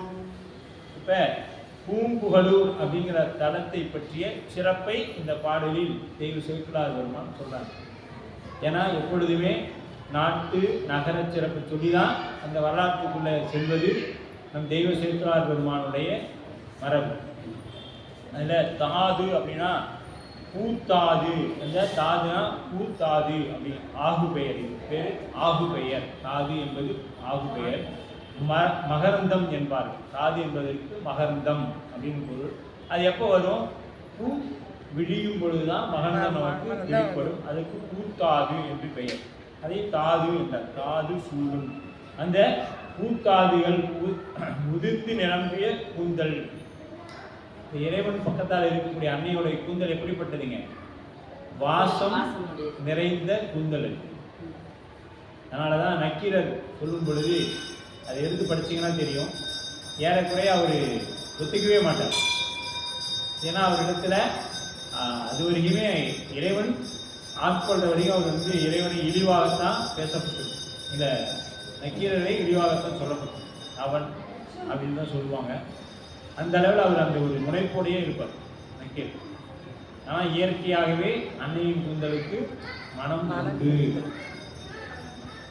இயற்கையாகவே அன்னையின் கூந்தலுக்கு மனம் உண்டு அப்படிங்கிறது தான். ஏன்னா மலையாள், மலை அப்படின்னா பார்வதி, மலையால் தளிர்க்கை சூழும் அப்படிங்கிறார். மலையால் தளி தேவர் நாயகனை முளைக்குவட்டோடு வளைக்கையை நோக்கு முருகி காதல் இறுகி கிடத்தழுவி என்பது திருக்குறிப்பு தொண்டர் புராணத்தில் போய் பார்த்தீங்கன்னா, காஞ்சி புராணத்தில் அப்படியே அன்னையானவள் இன்னைக்கும் நீங்கள் ஏகாம்பரேஸ்வரர் போய் பார்த்தீங்கன்னா அன்னையோட அந்த மார்போட சுவடுகள் அந்த லிங்க திருமேனியில இருக்கும். அங்கே காஞ்சி தொண்டை நாட்டில் போனீங்களா, ஒரு 75% ஆலயத்தில் சுவாமிக்கு வந்து அபிஷேகம் பானத்துக்கு தான் பண்ணுவாங்க, ஆவுடைக்கு தான் பண்ணுவாங்க, பானத்துக்கு பண்ண மாட்டாங்க. ஏன்னா அதெல்லாம் அன்னை மண்ணால் செய்து வழிபாடு செய்யப்பட்ட தலங்களாக தான் இருக்கும். அந்த தலங்கள் எல்லாத்திலையுமே பெரும்பாலும் பார்த்தீங்கன்னா அன்னையோட அந்த மார்பு சுவடுகள் அதில் இருக்கும். அதுலேயும் குறிப்பாக காஞ்சிபுரம் ஏகாம்பரநாதத்தை பெரும் வெள்ளம் வந்தது. அப்படியே அன்னை போய் கட்டி அணைச்சா, அப்படியே சுவாமியை கட்டி அணைத்தால் அவருடைய மார்புல தடம் அந்த ஏகாம்பரநாதனிடம் அப்படியே படிந்து நிற்கும். அதுபோல தேவர் நாயகனை முளைக்குவரோடு வளைக்கையினுக்கு முருகி காதலாகி இருவிடத் தழுவி, அந்த சுவாமி மேல வைத்த காதல், இறைவன்பால் வைத்த காதல். நாம் அப்படியே இன்னைக்கு வெள்ளம் வருது அப்படின்னா நம்ம சுவாமி இங்கே தான் இருப்பார், வெள்ளம் அடிஞ்சு ஒன்று அது பார்த்துக்கலாம் அப்படின்னு நாம் என்ன பண்ணிடுவோம், எந்திரிச்சு போயிடுவோம். நம்ம தப்பிச்சா போதும், நாம நல்லா இருந்தா தாங்க சாமி கும்பிட முடியும் இல்லையா அப்படின்னு நாம இல்லை, அப்படிதான் இருக்கும். ஆனா அன்னை அப்படி போகலையே, அப்படியே இருக தழுவி கொண்டான் சுவாமி, அப்படியே இருக பிடிச்சுட்டான். அந்த அளவுக்கு அவ்வளவு வெள்ளம் வந்தது. மீது புனல் சூழும் கச்சை வேணி கங்கை முடியணிந்த சடைக்கட்டை நிறைந்த மேல் விழுந்து பாய, அந்த அப்படியே தண்ணி அப்படியே மேலே வந்து பாஞ்சிட்டு போகுது, அப்படி இருக்கிறது. மீது புனல் சூழும் கச்சை வேணி, அப்ப சுவாமியோட அந்த ஜடாமுடியில எப்படி இருக்குதுங்க அந்த தண்ணி மேல கங்கை அப்படியே, அதை நம்ம நிறைய முறை பார்த்துருக்கோம். நீர் ஏறும் நிமிர்கும் சடை அப்படின்னு பார்த்து சுந்தரமூர்த்தி பெருமான் சொல்லுவாங்க. சுவாமியோட ஜடாமுடியில கங்கையோட ஆக்ரோஷத்தை எல்லாம் அடக்கி வச்சிருக்கு. சுவாமிகிட்ட இருக்கிற அட்டை வீரட்ட தலங்கள்ல இருக்கிறதுமே என்னங்க, அடங்காததையெல்லாம் அடக்கி வைக்கிறதா வருவேன். எதெல்லாம் அடங்கலையோ எதெல்லாம் ஆகாதோ அதை பூரா அடக்கி வச்சிருப்பேன். இந்த ஆணவம் கர்மம் ஆகி என்னைக்காச்சும் அடங்கி நிற்குமானா நிற்காது, அது அடக்கி வச்சிருப்பாரு. காமன் தகனம் அப்படிங்கிறது, காமங்கிறது என்ன சொன்னோம், ஆசை. நமக்கு என்னைக்காவது ஆசை குறைஞ்சிருக்குதா, ஒன்றை விட்டு ஒன்றை தான் இருக்கு. இது முடிஞ்சா அடுத்து, அது முடிஞ்சா அடுத்து. வேலை கிடைச்சா போதும், வேலை கிடைச்சோன்னே கல்யாணம் பண்ணணும், கல்யாணம் பண்ணோன்னு ஒரு ஃப்ளாட் வாங்கணும், ஃப்ளாட் வாங்கணும்னு ஒரு ஆடி கார் வாங்கணும். சும்மாலாம் இருக்கு, ஆடுற காரா ஆடி காரா வாங்கணும். அப்ப கார் எல்லா காரும் ஆடி தான் இருக்கு, ஆனா ஆடி கார் வாங்கணும், சும்மாலாம் வாங்கக்கூடாது. அதுக்கடுத்து ஒரு ஐபோன் வாங்கணும் இல்லையா. இப்படித்தான் நம்மளுடைய ஆசைகள் பெருகி கொண்டே போகும். போதும், வேலை கிடைச்சிருச்சு, இனிமேல் சாமி நம்ம அவரை நினைச்சிட்டு அந்த நன்றி மரபாமையோட இருந்தா போதுன்னு எந்த ஒரு செயலாவது நாம் ஒன்றோட நின்று இருக்கிறோம்னா இல்லை, அப்படியே போய்கொண்டே இருக்கும். அப்படி மற்ற வீராட்ட தலங்கள்லையுமே பெருமான் யானை சங்காரம் பண்றது, இப்படி எல்லாமே செய்து கொண்டே இருப்பார். போது சூடும், அப்ப மேல் விழுந்து பாய்ந்த அந்த கங்கை பாயும் திருநே தளிர் சூழ் மீதும் கற்றை வேணி நம்பர் விரும்பு பதி. இப்ப புனல் கற்றை வேணி நம்பர், அப்ப புனல் அப்படின்னா தண்ணி, அது சடையில வைத்திருக்கக்கூடிய நம்பர். நம்பர்னா யாருங்க, சிவபெருமான். விரும்பி விரும்பும் பதி, பதினா என்ன இருக்குங்க, பதினா இன்னொன்னு என்ன உண்டு, இறைவனுக்கு பெயரும் பதி உண்டு.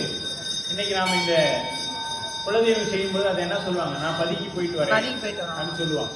பதி என்பது இறைவன் இருக்கக்கூடிய இடம். பதி என்பது கணவனுக்கு உரிய பொருள், இறைவனுக்கு உரிய பொருள். பதி பசு பாசம், பதி என்பது அப்படி. அப்ப பதி என்றால் இறைவன் இருக்கக்கூடிய இடம். அப்ப இது விரும்பு பதி, இறைவன் விரும்பி இருக்கக்கூடிய பதி. அப்பனா இங்கெல்லாம் விரும்பாமலாம் இருக்கிறாருன்னு கேட்கறாதீங்க. எல்லா இடத்துலையும் விரும்பி இருப்பார், எல்லா இடத்துலையும் விரும்பி இருந்தாலும் அவருக்குன்னு சில தலங்கள் பிடிக்கும். இது விருப்பு வெறுப்புக்கு அப்பாற்பட்டவன் இறைவன். ஏன்னா ஏன் சாமிக்கு அப்போ விருப்பு வெறுப்பு இருக்குதுன்னா அப்படின்னு ஒரு கேள்வி வரணும் இல்லை, இதெல்லாம் கேட்கணும், நீங்களே கேட்கணும். நானா கேள்வி கேட்கக்கூடாது. நீங்களா வகுப்பு கேட்குறவங்க எல்லா இடத்துலையும் சுவாமி விருப்பு வெறுப்பு இன்பமும் துன்பமும் இல்லாதவன், எப்படி அவனுக்கு விருப்பு வெறுப்பு இருக்குமா, அப்போ விரும்பி ஒரு பதில் இருப்பாரா அப்படின்னு கேட்கணும். அந்த தலத்தோட பெருமையை சொல்ல வரும் பொழுது தேவி சேர்க்கலார் பெருமான் விரும்பி இருக்கக்கூடிய பதில். இப்ப நமக்கு நம்மளை கேட்டோமா, எங்க நஞ்சுண்டேஸ்வரர் விரும்பி இருக்கிறது எங்க கோயில தாங்க, அப்படிதான் நம்ம சொல்லுவோம். அது மாதிரி அவருடைய புலவருக்கே உண்டான அந்த நடைமுறை அதில் அவர் சொல்றார், விரும்பி இருந்த பதி. பெருமான் விரும்பி சில அட்ட விரட்டங்கள்ல சில தலங்கள்ல வீரச் செயல்கள்லாம் செய்திருக்கிறாங்க. அதுபோல விரும்பி இருக்கக்கூடிய பதி சோதி சூழ் மணி மௌலி சோழப்பொன் திருநாட்சி போது சூழும். அப்ப போதுனா சோலை, 4 வகையான மலர்கள் சூழ்ந்திருக்கக்கூடிய நகரம். 4 வகையான மலர்கள், 4 வகை கொட்டுப்பூ, கொடிப்பூ, நிலப்பூ, பொய்கை, நீர்ப்பூ. இந்த 4 மலர்களும் இருக்கக்கூடிய அந்த சோலைகள். சோலைனா இந்த 4 இருக்குங்க அங்கே. அப்ப 4மே அங்கே பூசைக்குரிய மலர்கள் அங்கே இருக்குது. 4 வகையான பூ. இதை 6 காலத்தில் சாத்தணும். இது அப்படியே இன்னொரு மாதிரி சிந்திங்க. குண்டி 4 விதத்தில் 6 சுவை நிறத்தில். அது மாதிரி இங்க 4 விதமான மலர்கள், அது 6 காலத்துக்கும் சாமி பயன்படுத்துறாங்க. ஆமா, எல்லாமே அதை எப்படி கட்டணும், எந்த மாலை இன்றைக்கு வைக்கணும், எதை தொங்கலுக்கு வைக்கணுங்கிறதெல்லாம் அவர் பின்னாடி சொல்லப்படாது. அதெல்லாம் ஆழமாக சிந்திச்சோம்னா நமக்கு இன்னும் 4 வகுப்பு எடுக்கும். ஆறும நாவலர்ல இருந்து பார்த்தோம்னா நம்ம சேக்கிழார் பெருமான் வழியிலேயே போயிடுவோம். என்ன சொல்றாரு அதை பார்த்து. அப்ப தாது சூழும் குழல் 4 வகையான மலர்களையும் தொண்டர்கள் விதிப்படி இறைவன் ஏற்று அருள் கொடுக்கும் சிறப்பு கூறப்பட்டு, இந்த 4 வகையான மலர்களையும் எப்படி பண்றாங்க, இறைவனுக்கு விருப்பப்படி, தொண்டர் விருப்பப்படி, விதிப்படி, இப்படித்தான் விதி அதுக்குன்னு இருக்குது. மலர் கொடுப்பதற்கென்று விதி இருக்குது. அந்த விதிப்படி தான் நாம் இன்னைக்கு எல்லாமே அடியார் ஆயிட்ட உடனே அடுத்த நொடி நாம் கையில் எடுக்கக்கூடிய ஒரே ஆயுதம் அன்பு. எங்கள் சாமி அன்பு இருந்தால் போதுங்க, எல்லாம் ஏற்றுப்பார் இல்லைன்னா நான் சொல்லலைங்க. அன்பு இருந்தா நம்ம இடத்துல எல்லாமே என்ன இருக்குது, மொத்தமும் ஒம்பா தான் இருக்கு. நம்ம அனுபவிக்கிற மொத்தமும் ஒம்பா தான் இருக்கு. அதனால அன்பு இருந்தா இறைவன் கட்டாயம் ஏற்றுக்குவான். அந்த அன்பு நம்ம இடத்துல இருக்குதா அப்படிங்கிறது சிந்திக்கணும். அந்த அன்பு நம்ம இடத்துல இருக்குதா அப்படின்னு பார்க்கணும். இன்னும் அந்த அளவுக்கு நம்ம இடத்துல அன்பு வரல. ஒன்றும் இல்லைங்க, உதாரணத்துக்கு சரியா காலையில 7 மணிக்கு தினைக்கும் ஆலய தரிசனத்துக்கு வருவேன். இந்த கொள்கையை உங்களால் கடைபிடிக்க முடியுமான்னு பாருங்க. அதுதான் அன்பு. அன்பு என்னன்னு கேட்டீங்கன்னா, 7 மணி ஆனா 1 நிமிஷம் முன்னாடி போகக்கூடாது, பின்னாடி வரக்கூடாது. கரெக்டா 7 மணி 7 மணிக்கு என்னால் சாமி வழிபாட்டுக்கு வர முடியும் இப்படின்னு யார் நிற்கிறோமோ அது அன்புங்க. அந்த அன்பு வந்துடுச்சுன்னா, அந்த மாதிரி நீங்க வழிபாடு பண்ணிட்டீங்கன்னா, நீங்க எதை செய்தாலும் இறைவன் ஏற்றுக்கும். நீங்க எதை செய்தாலும் இறைவன் ஏற்றுக்கும். நம்மளால முடியுமா? சிந்திச்சு பாருங்க. இன்னைக்கு நண்பனோட கல்யாணம், என் பொண்ணு வீடு போகிறா, போயிட்டு நான் என்ன பண்றேன், நாளைக்கு தான் சாமி வந்து பார்த்தேன். ஏன்னா இவர் எங்கேயுமே போயிட மாட்டார். பல யுகம் ஆனாலும் இங்கதான் இருப்பாரு. பல யுகமே ஆனாலும் இங்கதான் இருப்பாரு. ஆனா பொண்ணு வீடு போய் நாளைக்கு பார்க்க முடியுமா? புதுமனை கூப்பிடுறாங்க, கல்யாணத்தை போய் பார்க்க முடியுமா? முடியாது. இதைத்தானே நாம சொல்லுவோம். ஆனா இங்க இருக்கிற இவங்க எல்லாம் அதெல்லாம் நினைக்கல. நீ என்னவோ நடந்துருப்போ, 7 மணிக்கு நான் பணி செய்யணுமோ அந்த பணியும் செய்யறேன். 7 மணிக்கு நான் போய் சாமி பார்த்துட்டு தான் எதா இருந்தாலும் செய்வேன். அந்த கொள்கையில நின்றதுனாலதான் இவங்க எல்லாம் இங்க நிக்கிறாங்க. அந்த கொள்கையில் இல்லாதனாலதான் நம்ம பல பேருக்கு போயிட்டு வந்துட்டு சினிமா படத்துல சொல்ற மாதிரி செத்து பழைச்சிட்டு செத்து குலைக்கிறோம். வா நம்ம செத்து குலைக்கலாமா, விளையாடலாமா அப்படின்னு சொல்லுவோம். நம்ம செத்து விளையாடலாமா அப்படின்னு. அதைத்தான் நாம சிரிப்பா தான் இருக்குது. அது உண்மை. பல பிறவிகள் 84 லட்சம் யோனி பேதனையும் மாத்தி பிறக்கும். சாமி போறாரு, இங்க போறாரு, அங்க போற, எதையாச்சும் பக்குவமான எதையும் ஆக மாட்டேங்குது. மீண்டும் பெருக்கி கொண்டே இருக்குது பிறவியை இந்த ஆன்மா இல்லையா? பல பிறவிகள்ல பெருக்கி கொண்டே இப்போது. அப்படித்தான் நம்மளுடைய நிலை இருக்கின்றது. அப்ப இந்த தாது சூழ், அப்ப 4 வகை மலர்களை தொண்டர்கள் விதிப்படி இறைவன் ஏற்று அருள் கொடுக்கும் சிறப்பு இந்த இது கூறப்படுகிறது. இப்புராணத்தை 6 சீர் விருத்தத்தாலே போற்ற இந்த பாடல் 14 என்ன பண்ணாருங்க, 6 சீர் விருத்தத்தால் எடுக்கிறாங்க. இத்திருப்பாட்டில் சூழும் என்று 6 முறை சொற்தொடர் பின் வரும் நிலை நம்ம பார்த்தோம். சூழும் என்பது 6 முறை வரும். ஏன்னா 6 தொழில்,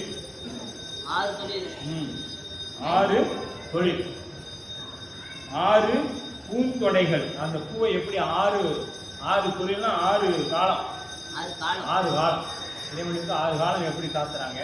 அந்த 6 பூந்தொடைகள், அந்த 6 வகையான அந்த மாலைகளாம் எப்படி சாத்தணும் அப்படிங்கிறது இதெல்லாம் குறிப்பாட தெய்வ சேக்கிழார் பெருமான் நமக்கு உணர்த்துறாங்க. இதெல்லாம் குறிப்பாட உணர்த்தப்படுகிறது. பூம்புகழூர் 3 பக்கமும் ஆழியில் சூழ்ந்திருப்பதனால் பூத்த கமலத்தின் மேல் திருக்கோயில் விளங்குவது போல அமைப்பிருக்கும். தாமரை மலர்ல இருக்கிறது போல அந்த அமைப்புகள் இருக்கும். புகழூர் உயிர் வந்து புகழடைய, புகழ் அப்படின்னா புகழ் அடைதல், தஞ்சம் அடைதல் அப்படின்னு சொல்லணும் இல்லையா, சரணடைதல். அப்ப இந்த உயிர்கள் எல்லாம் எங்கே தஞ்சம் அடையும்? புகழூர் என்கின்ற தலத்தில் தஞ்சம் அடையும். அதனால்தான் தாண்டக சதுரர் அங்கே பெருமான் திருவடியில தஞ்சம் அடைகிறாங்க. தக்க ஊர் என்பதை தன்னை சரணென்று தளனடைந்தேன். இப்படி நாடு, நகரம், ஆறு, அரசு, மூர்த்தி அனைத்தையும் இந்த ஒரு பாட்டில் தெய்வ செக்குலார் பெருமான் நமக்கு உணர்த்திட்டாங்க குறிப்பாளர். அடுத்தது இரண்டாவது பாடல். நாமமூதூர் மற்ற அவற்றினுள்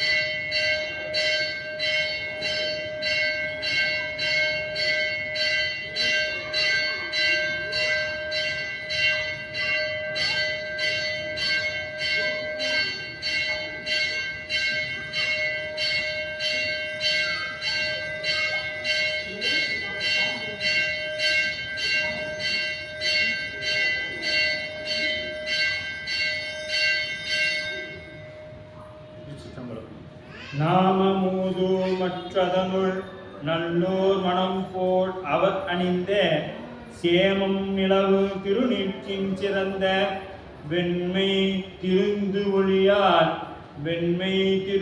ஒளியால் யாமை இருள் வெளிப்பாக்கும் இரவே அல்ல விரை மலர் மேல் காமர் மதுவும் சிறை வண்டும் களங்கம் இன்றி விளங்குமால்.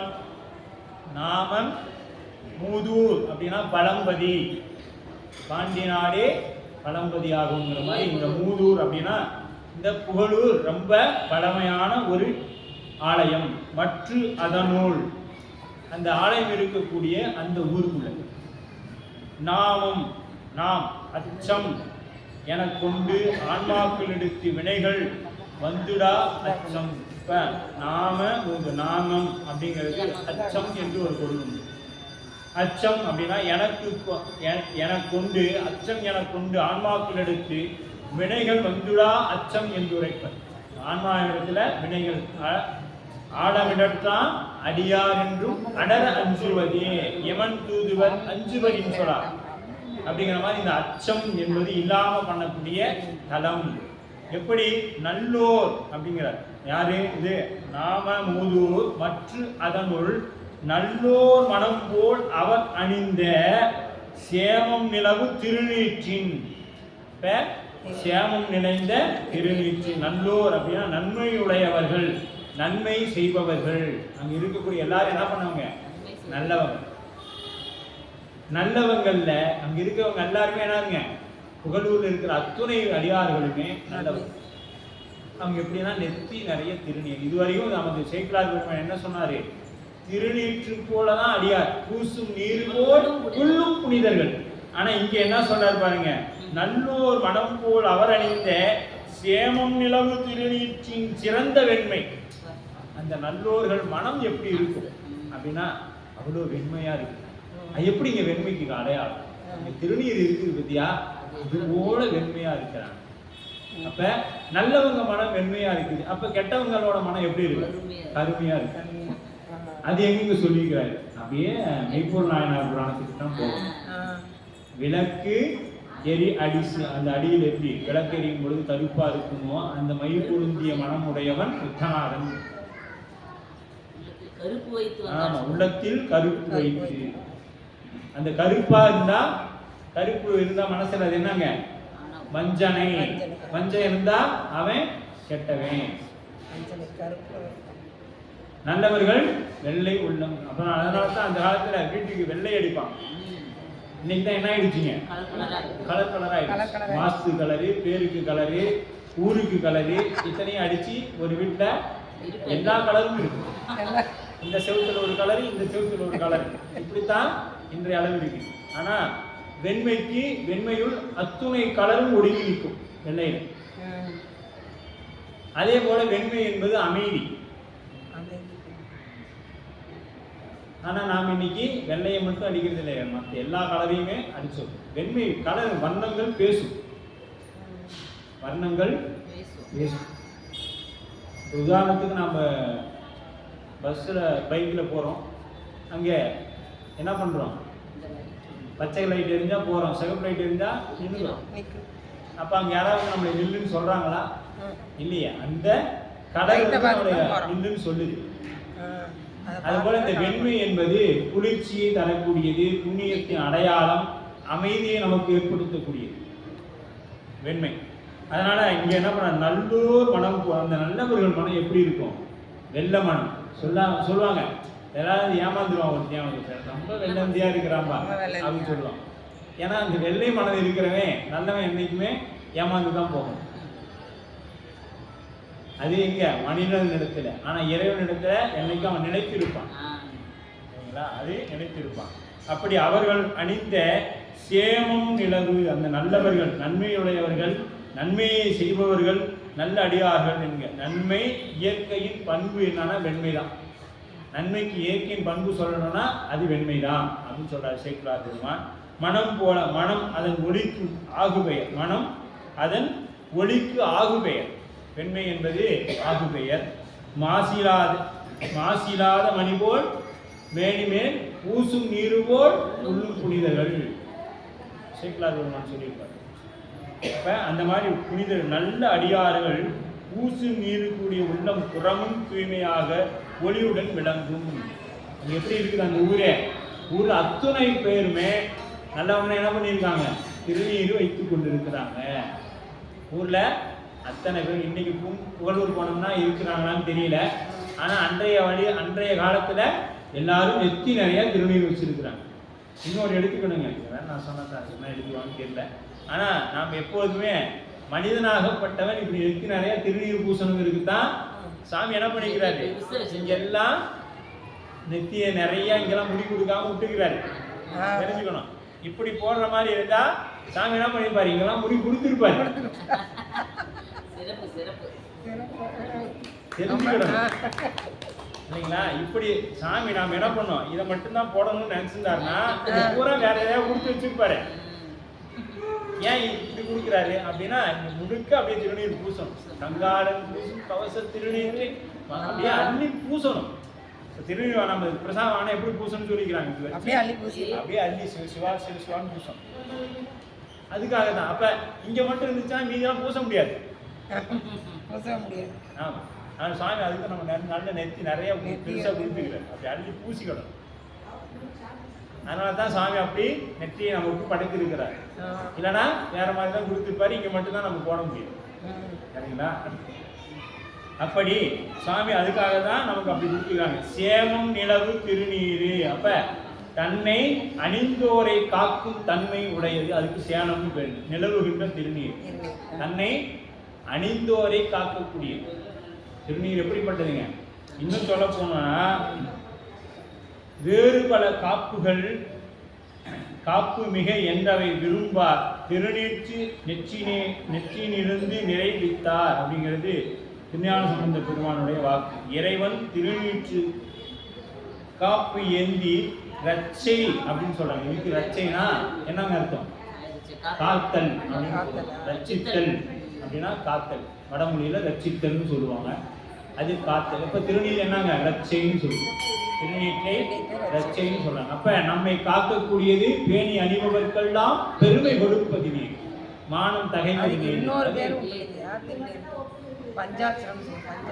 ஆமா. அப்புறம் இது மட்டும் இல்லைங்க, வாசுதேவன் யாராவது கேள்விப்பட்டிருக்கீங்க அப்படின்னா யாரு? அவங்க அப்பா கிருஷ்ணனுடைய அப்பா பேரு வாசுதேவன் சொல்லியிருக்கிறார். சிவகமணியை தான் இந்த குறிப்பு கொடுத்துருக்காரு. அதுக்காக நான் அதனையும் எழுதி வச்சுக்கிட்டேன். ஏன்னா முருகனுக்கும் பெருமாளை பற்றி எப்போ பாரு பேசுறான்னு சொல்லிடுவாங்க. அதனால பாருங்க, இந்த இடத்துல வாசுதேவன் கண்ணனுக்கு திருநீரிட்டார் என்பது விஷ்ணு புராணத்தில் சொல்லப்படுது. அதே மாதிரி திருநீற்றை 3 ஆழ்வார்கள் போற்றி இருக்கிறாங்க. நம்ம நால்வர்கள் மக்கள் எங்கேயுமே திருநாமத்தை போற்றியதாக வரலாறு இல்லை. இதெல்லாம் நமக்கு புராணத்துல ஆதாரம் இருக்குது. பாருங்க, விஷ்ணு புராணத்துல இருக்குது வாசுதேவன் கண்ணனுக்கு திருநீரிட்டார் என்பது விஷ்ணு புராணத்துல இருக்குது. ராமாங்கிற பேரும் சிவபெருமானுடைய இதுதான். இதை நல்லா ஞாபகம் அது. ஆமா, இல்ல எல்லாருமே அவரை தான் கும்பிடணும் அப்படின்னு இல்லை, எல்லாரும் அவரை தான் கும்பிடணும், சரிங்களா? ஆனா திருநீரை வாசுதேவன் கண்ணனுக்கு ரச்சையா பூசுறாரு. பாதுகாப்புக்காக கிருஷ்ணனுக்கு பூசப்படுகிறதா நமக்கு விஷ்ணு புராணத்தில் சொல்லப்படுது, சரிங்களா? அப்ப இந்த திருநீர் எவ்வளவு உயர்வானது. இதெல்லாம் சுத்தமாயா போனத்துல விஞ்ஞான கலர்ல இருக்கக்கூடிய நாராயணன் திருநீர் பூசி இருக்கிறார் அப்படிங்கிறது நமக்கு சைவ சித்தாந்தம் சொல்லுது. இதெல்லாம் இன்றைக்கு ஏற்க மறுப்பாங்க. ஆனா நமக்கு நம்மகிட்ட ஆதாரம் இருக்கு. நாம் போய் அவங்ககிட்ட வாதிட வேண்டிய அவசியம் நமக்கு இல்லை. நமக்கு நம்ம தெளிவழிக்கணும்னா போதும், அவ்வளவுதான், இல்லையா? அதனால ஏன்னா அவர்களுக்கு தத்துவம் 25, நமக்கு தத்துவம் 36 கடந்து பேரான நிலை அடியன் பெருமாறி. சுவாமி இருக்கிறது 36 கடந்த நிலையில, அவங்க 25ஓட சரி. அதனால திருவர் அது அவங்க நிலை அப்படியே விட்டுருவாங்க, சரிங்களா? அப்படி இறைவன் இப்ப வேறு பல காப்பு மிகை. இப்போ மற்ற காப்புலாம் நீங்க வேணுங்க திருநீர் வச்சு நம்ம குழந்தைக்கு ஒரு உத்தராகம் கட்டிட்டீங்கன்னா, எங்க குழந்தைங்களாம் பிறந்ததுலேருந்து வேற எந்த காப்புமே கிடையாதுங்க, திருநீர் உத்தராகம் தான். வேற எதையும் நாங்கள் பெருசா பண்ணனது கிடையாது. இது வரைக்கும் அவரும் வேற எதையும் அவருக்கும் சாமி கொடுத்தது அப்படியே கொண்டு போறாரு. ஏன்னா அதை நம்ம நம்புறோம், அது நம்மை காக்கும் என்று நம்புகிறோம். அது சாமி சரியா செய்து கொண்டு வராங்க. அப்ப இந்த திருநீர் எவ்வளவு முக்கியமானது. ஆனா நாம் இதெல்லாம் விட்டுட்டு என்ன பண்றோம்னா மற்ற எல்லா பணி எல்லாமே செய்யணும். திருநீரை பூசறதை விட்டுட்டு அப்புறம் சில நேரங்கள்ல திருநீர் வைக்கிறது இல்லை. எங்க போனாலும் திருநீர் வைக்கணுங்க.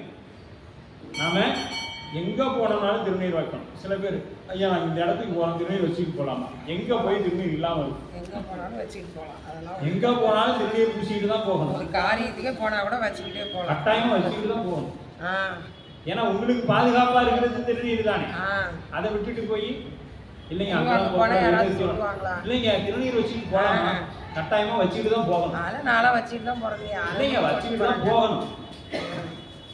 அப்படி என்ன பண்ணும்? அது நமக்கு யாவ இருள் வெளியாக்கும் இரவு. அப்ப திருநீற்று வெண்மை ஒளி மிக்கதனால், இப்ப திருநீற்று வெண்மை எப்படிங்க? ஒளி மிக்கதனால் இருளின் தன்மை அந்த காணப்படாது நிற்றல்.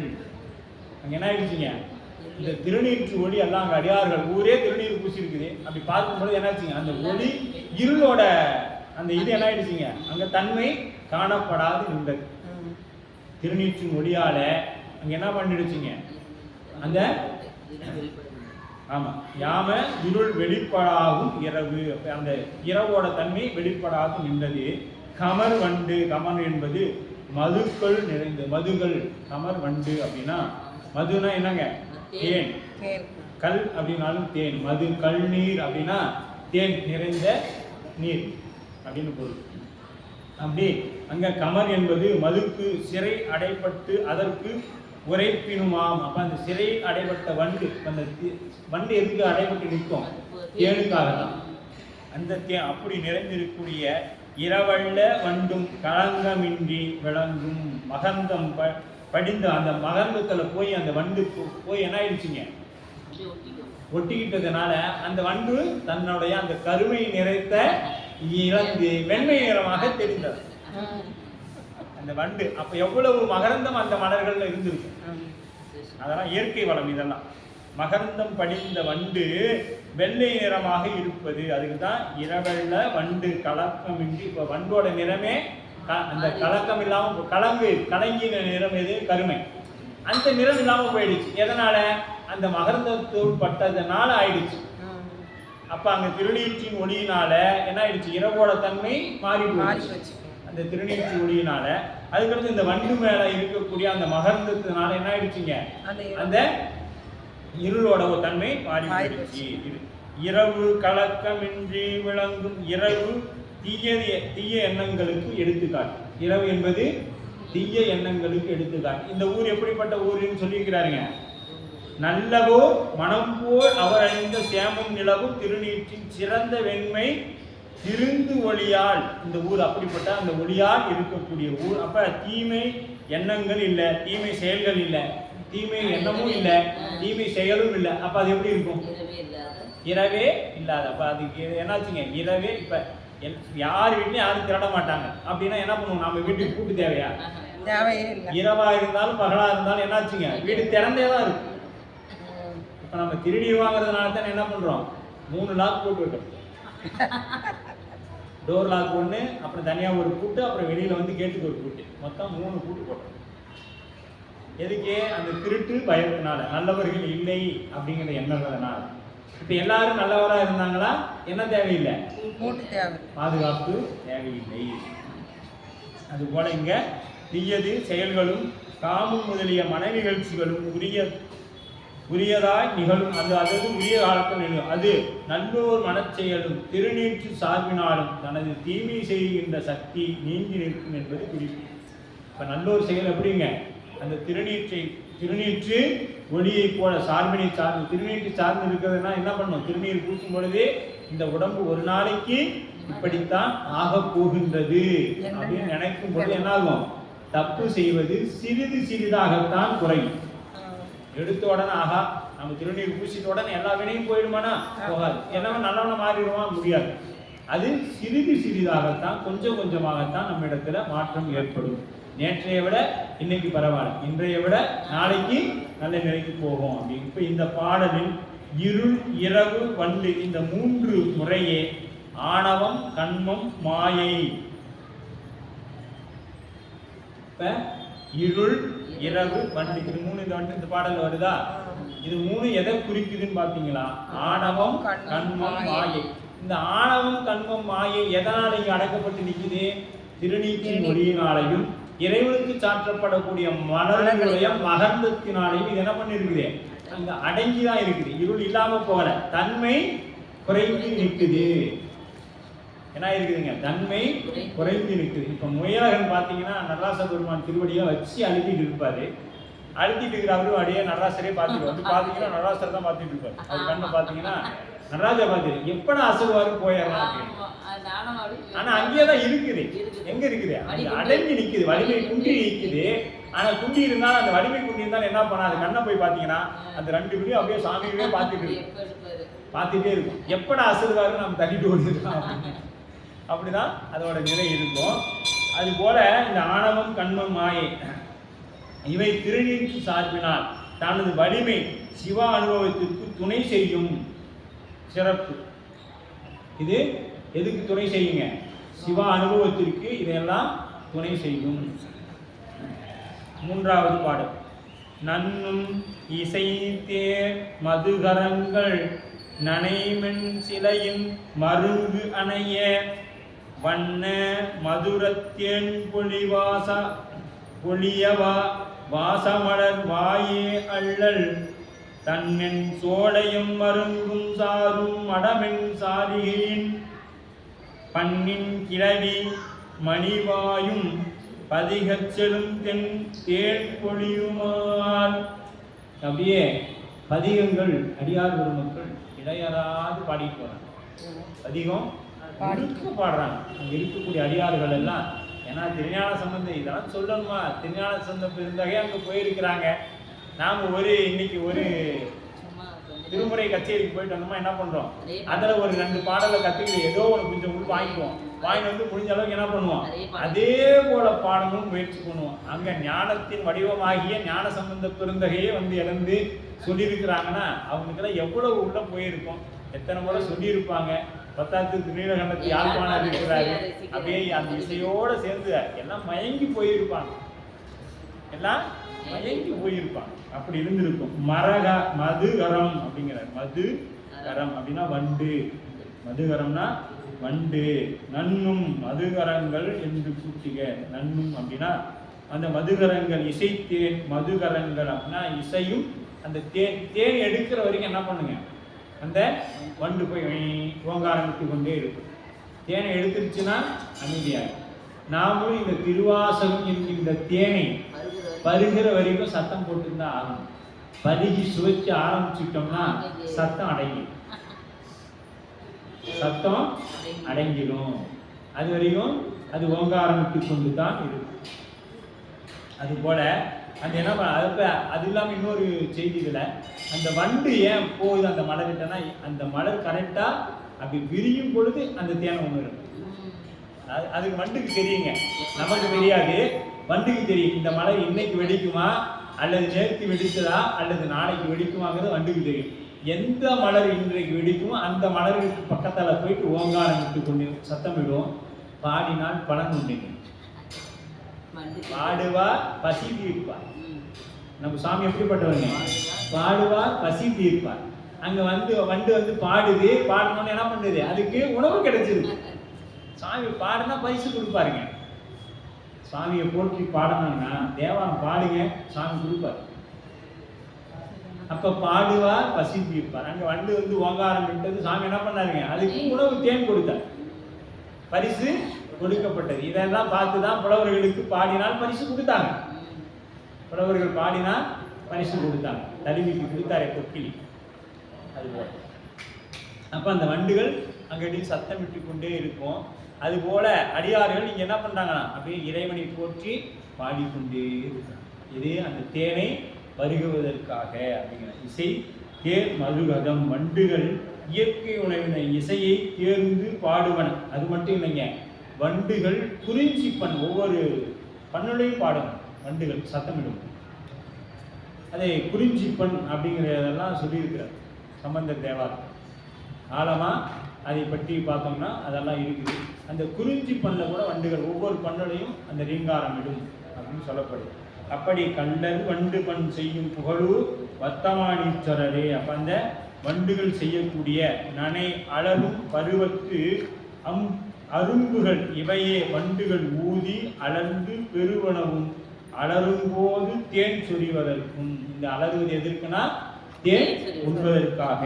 அலைய சுற்றி பறந்த அலரும் பருவத்து புது பூக்களின் வருங்கு வண்டுகள் சுற்றி பாய்ந்து மொய்க்கும் இயல்பு காண்க. இன்னைக்கும் நம்ம சில இப்போ பார்த்தோம்னா இந்த தேனீக்கள் பார்த்தாங்கன்னா என்னங்க, இந்த மாலை கட்டி தொங்க விட்டுருந்தாங்கன்னா அங்கே அந்த மலரில் தேன் இருந்ததுன்னா தேனீக்கள் வந்து அங்கே ரீங்காரம் விட்டு சுற்றி கொண்டு அதில் இருக்கிற அந்த தேனை சாப்பிட்றத நம்ம இன்னைக்கும் பார்க்கலாம். ஏன்னா நாம் இன்னைக்கு யாரும் வீட்டில் பூச்செடிலாம் வைக்கிறதுலாம் இல்லைங்க. ஏன்னா முன்னாடி ஒரு 4க்கு 4 இடம் இருந்தாவே அதை என்ன பண்ணிடுறோம், நாம் ஒரு அலை செடி ஒரு நந்தியாவட்டி செடி வைக்கலாம்னு நினைக்கிறோமா? இல்லைப்பா, கடை கட்டி விட்டா என்ன ஆகும், வாடகை வரும், இந்த பையனும் சோறு போடாது பொண்ணுக்கு சோறு போடாது. கடை கட்டி விட்டோம்னா வாடகையாச்சும் ஒரு 2000 ரூபா வரும். அதில் சாமிக்கு என்ன பண்ணலாம், ஒரு 100 ரூபாய்க்கு பூ வாங்கி போட்டுக்கலாம். மீதியை நம்ம செலவு வச்சுக்கலாம்னு வச்சுக்கிறோம். இப்போ நம்மளோட நிலைமை இதுதான். யாராவது நம்ம கொஞ்சம் இடம் இருக்குதுங்க, அது பூச்செடி வைக்கிறாங்க, இல்லைங்க நான்லாம் வச்சாலும் என் பையன் விட மாட்டேங்கிறாங்க, நான்லாம் வச்சாலும் என் பையன் விட மாட்டேங்கிறான். அவன் வந்து இதெல்லாம் வேண்டாமா, அவனுக்கு என்ன தெரியும், இந்த மெயின் ரோட்ல இதை போய் நீ பூச்செடி வச்சுட்டு இருக்கிற அப்படின்னு சொல்லி என்ன பண்ணிடுறான், கடை கட்டிட்டாங்க அப்படின்னு சொல்லி நாம நினைச்சுக்கிறோம். ஆனா மலர் தொண்டு என்பது அவ்வளவு சாதாரணமான பணி அல்ல.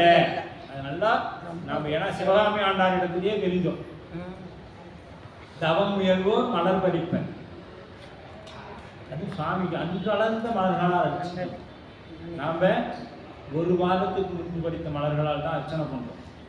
சரிங்களா? 2 பூனாலும் சரிங்க. நம்ம வீட்டில் செடி வச்சு பூ இல்லைன்னா இலை இருந்தால் கூட போதும் இல்லைங்க.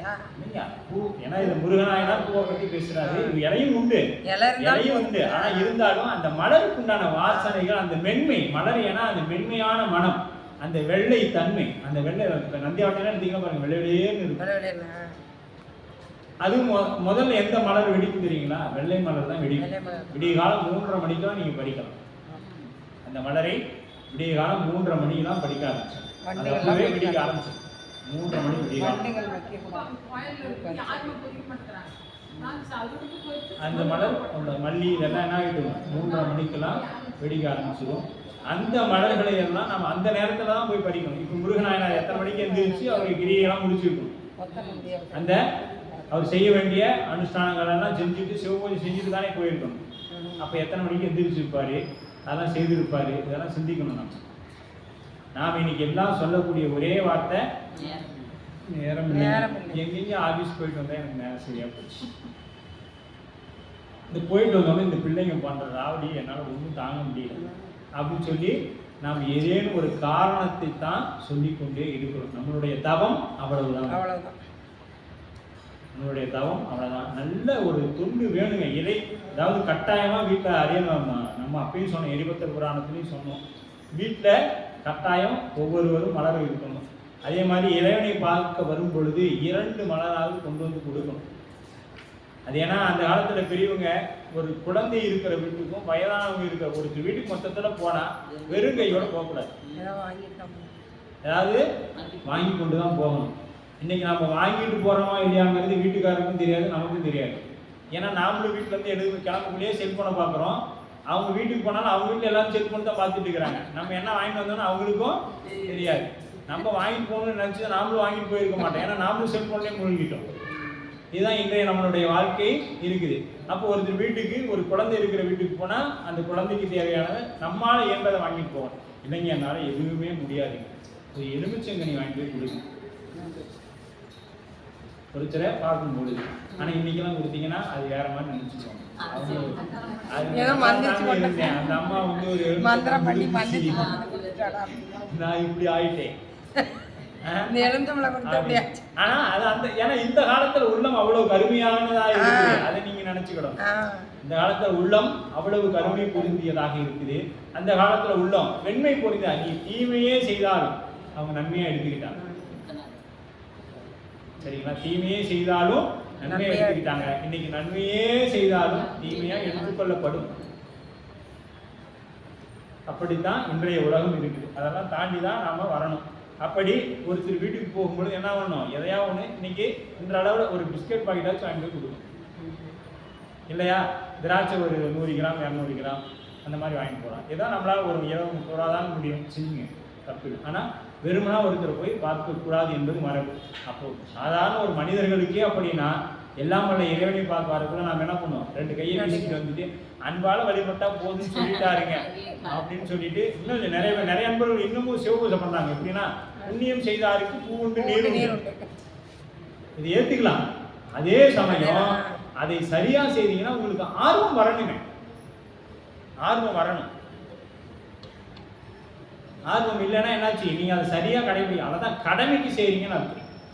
கடமைக்கு அந்த வழிபாட்டை செய்கிறோம் என்று அர்த்தம். வழிபாடு செய்ய செய்ய நமக்கு அதுல என்ன ஆகுங்க, கால நீட்டிப்பு ஏற்படணும், ஆர்வம் அதிகமாகும். காலம் 4:30 மணி ஆச்சு, பெருமானுக்கு இந்நேரம் தண்ணி ஊற்றி இருக்கணுமே, நாம் இன்னும் நம்மளே ஊற்றிக்கலையா அப்படிங்கிற ஒரு எண்ணம், பதட்டம் வரணும். விடுங்க, கொஞ்சம் அலசையா இருக்குது, ஒரு 6 மணிக்கு மேல பண்ணிக்கோ. அப்படித்தான் நம்மளோட சிவபூசை இருக்கு. நம்ம ஆன்மார்த்தமே அப்படி இருக்குது. இன்னும் பரார்த்தம் எப்படி இருக்கும், இவங்க பரார்த்தமே 6 காலம் 6 வகையான பூ அந்த மலர்களை எல்லாம் 6 காலம் உரிய நேரத்தில் செய்திருக்கிறாரே. அப்ப அவருடைய தொண்டு எங்க? நாம அந்த புராணத்தை படிக்கிறதுக்கு முதல்ல நமக்கு தகுதி இருக்குதான்னு பார்க்கணும். வகுப்பு 6, முதல்ல 5 மணி சொன்னோம், அப்புறம் 5:15 சொன்னோம், இப்போ 5:30 தான் ஆரம்பிக்கும். ஏன்னா நம்மளோட அன்பு பாருங்க எவ்வளவு பெருகிட்டு போகுது. அன்பு பெருகிட்டு போகுது. 5 மணிக்கு தொடங்கின வகுப்பு 5:30 வந்து நிக்குது. இதுதான் நம்மளுடைய அன்பு. வகுப்புக்கு வர்றக்கே நமக்கு இப்படி. சரிங்களா? மாணிக்க வாசகர் ஆட்கொள்றதுக்காக பெருமாள் போய் திருப்பெருந்துறையில முன்னேறவே போய் உட்காந்துட்டாங்க. அந்த மாதிரி இப்ப ஆசிரியர் வந்து உட்காந்தாலும் மாணவர்கள் எல்லாம் ஒரு 5:40க்கு தான் அட்டெண்டன்ஸ் போடுறோம். அப்படித்தான் நம்மளோட நிலை இருக்குது. சரி, திருவள்ளுவர் அப்படியாவது கொண்டு வந்து சேர்த்துறாருங்கிற அடியில அதே மகிழ்ச்சி அடைய. அப்படியே வண்ணம் மதுரம் அப்படிங்கிற என்ற அடைமொழி தேனின் அழகிய நிறமும் சுவையும். தேனுக்கு நிறம், தேனுக்குள் இன்பம் சிவப்போ கருப்போ,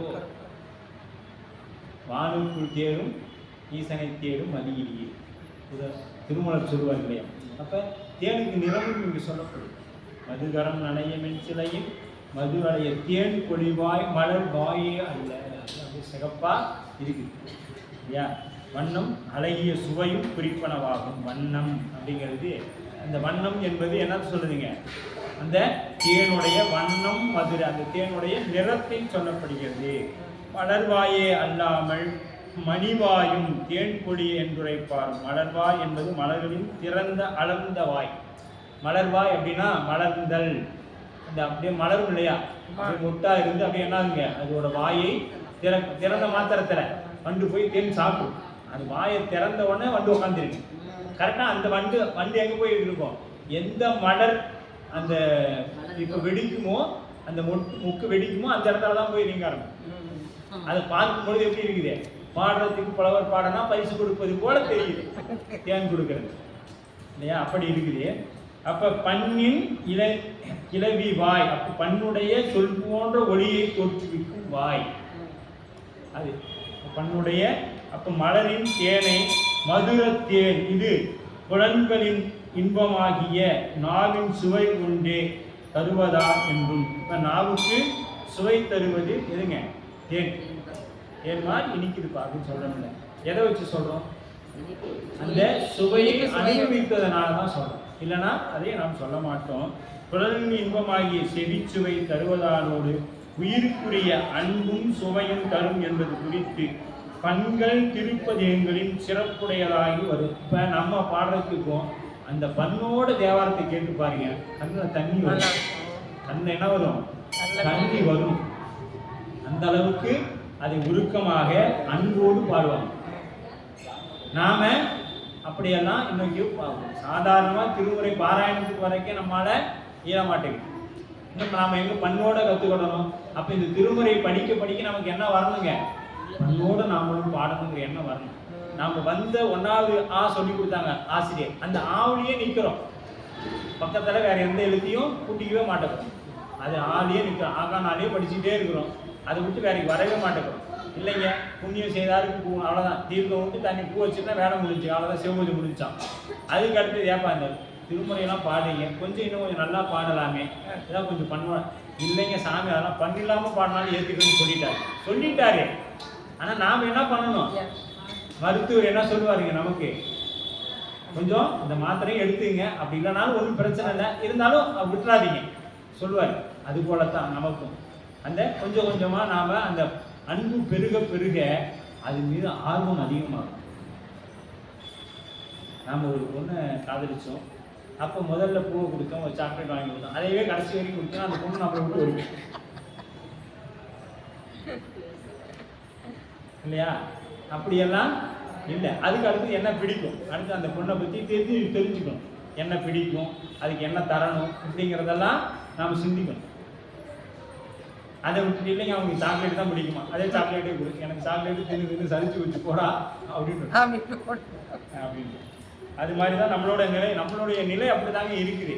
இதை நான் வந்து உதாரணத்துக்கு தான் இது ஒரு உலகாயம் சார்ந்த அப்படின்னு சொல்கிறேன். ஆனால் நம்மளுடைய நிலை என்ன இருக்குது? அப்படித்தான் இறைவன்பால் அன்பு வைத்திருக்கிறோம். இதை நாம் மாற்றம் செய்து கொள்ள வேண்டும். இப்போ 4வது பாடல்.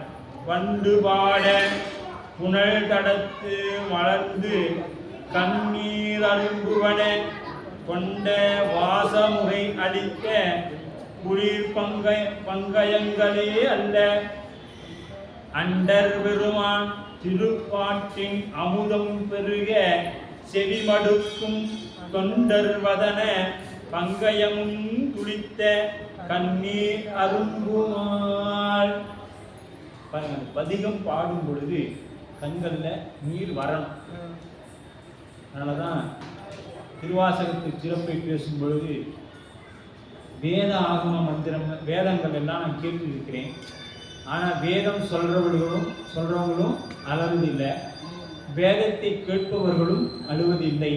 ஆனால் திருவாசகத்தை பாடுபவர்களும் கேட்பவர்களும் கருங்கல் மனமும் கரைந்து கண்ணீர் பெரும் அப்படின்னு இருப்பார்.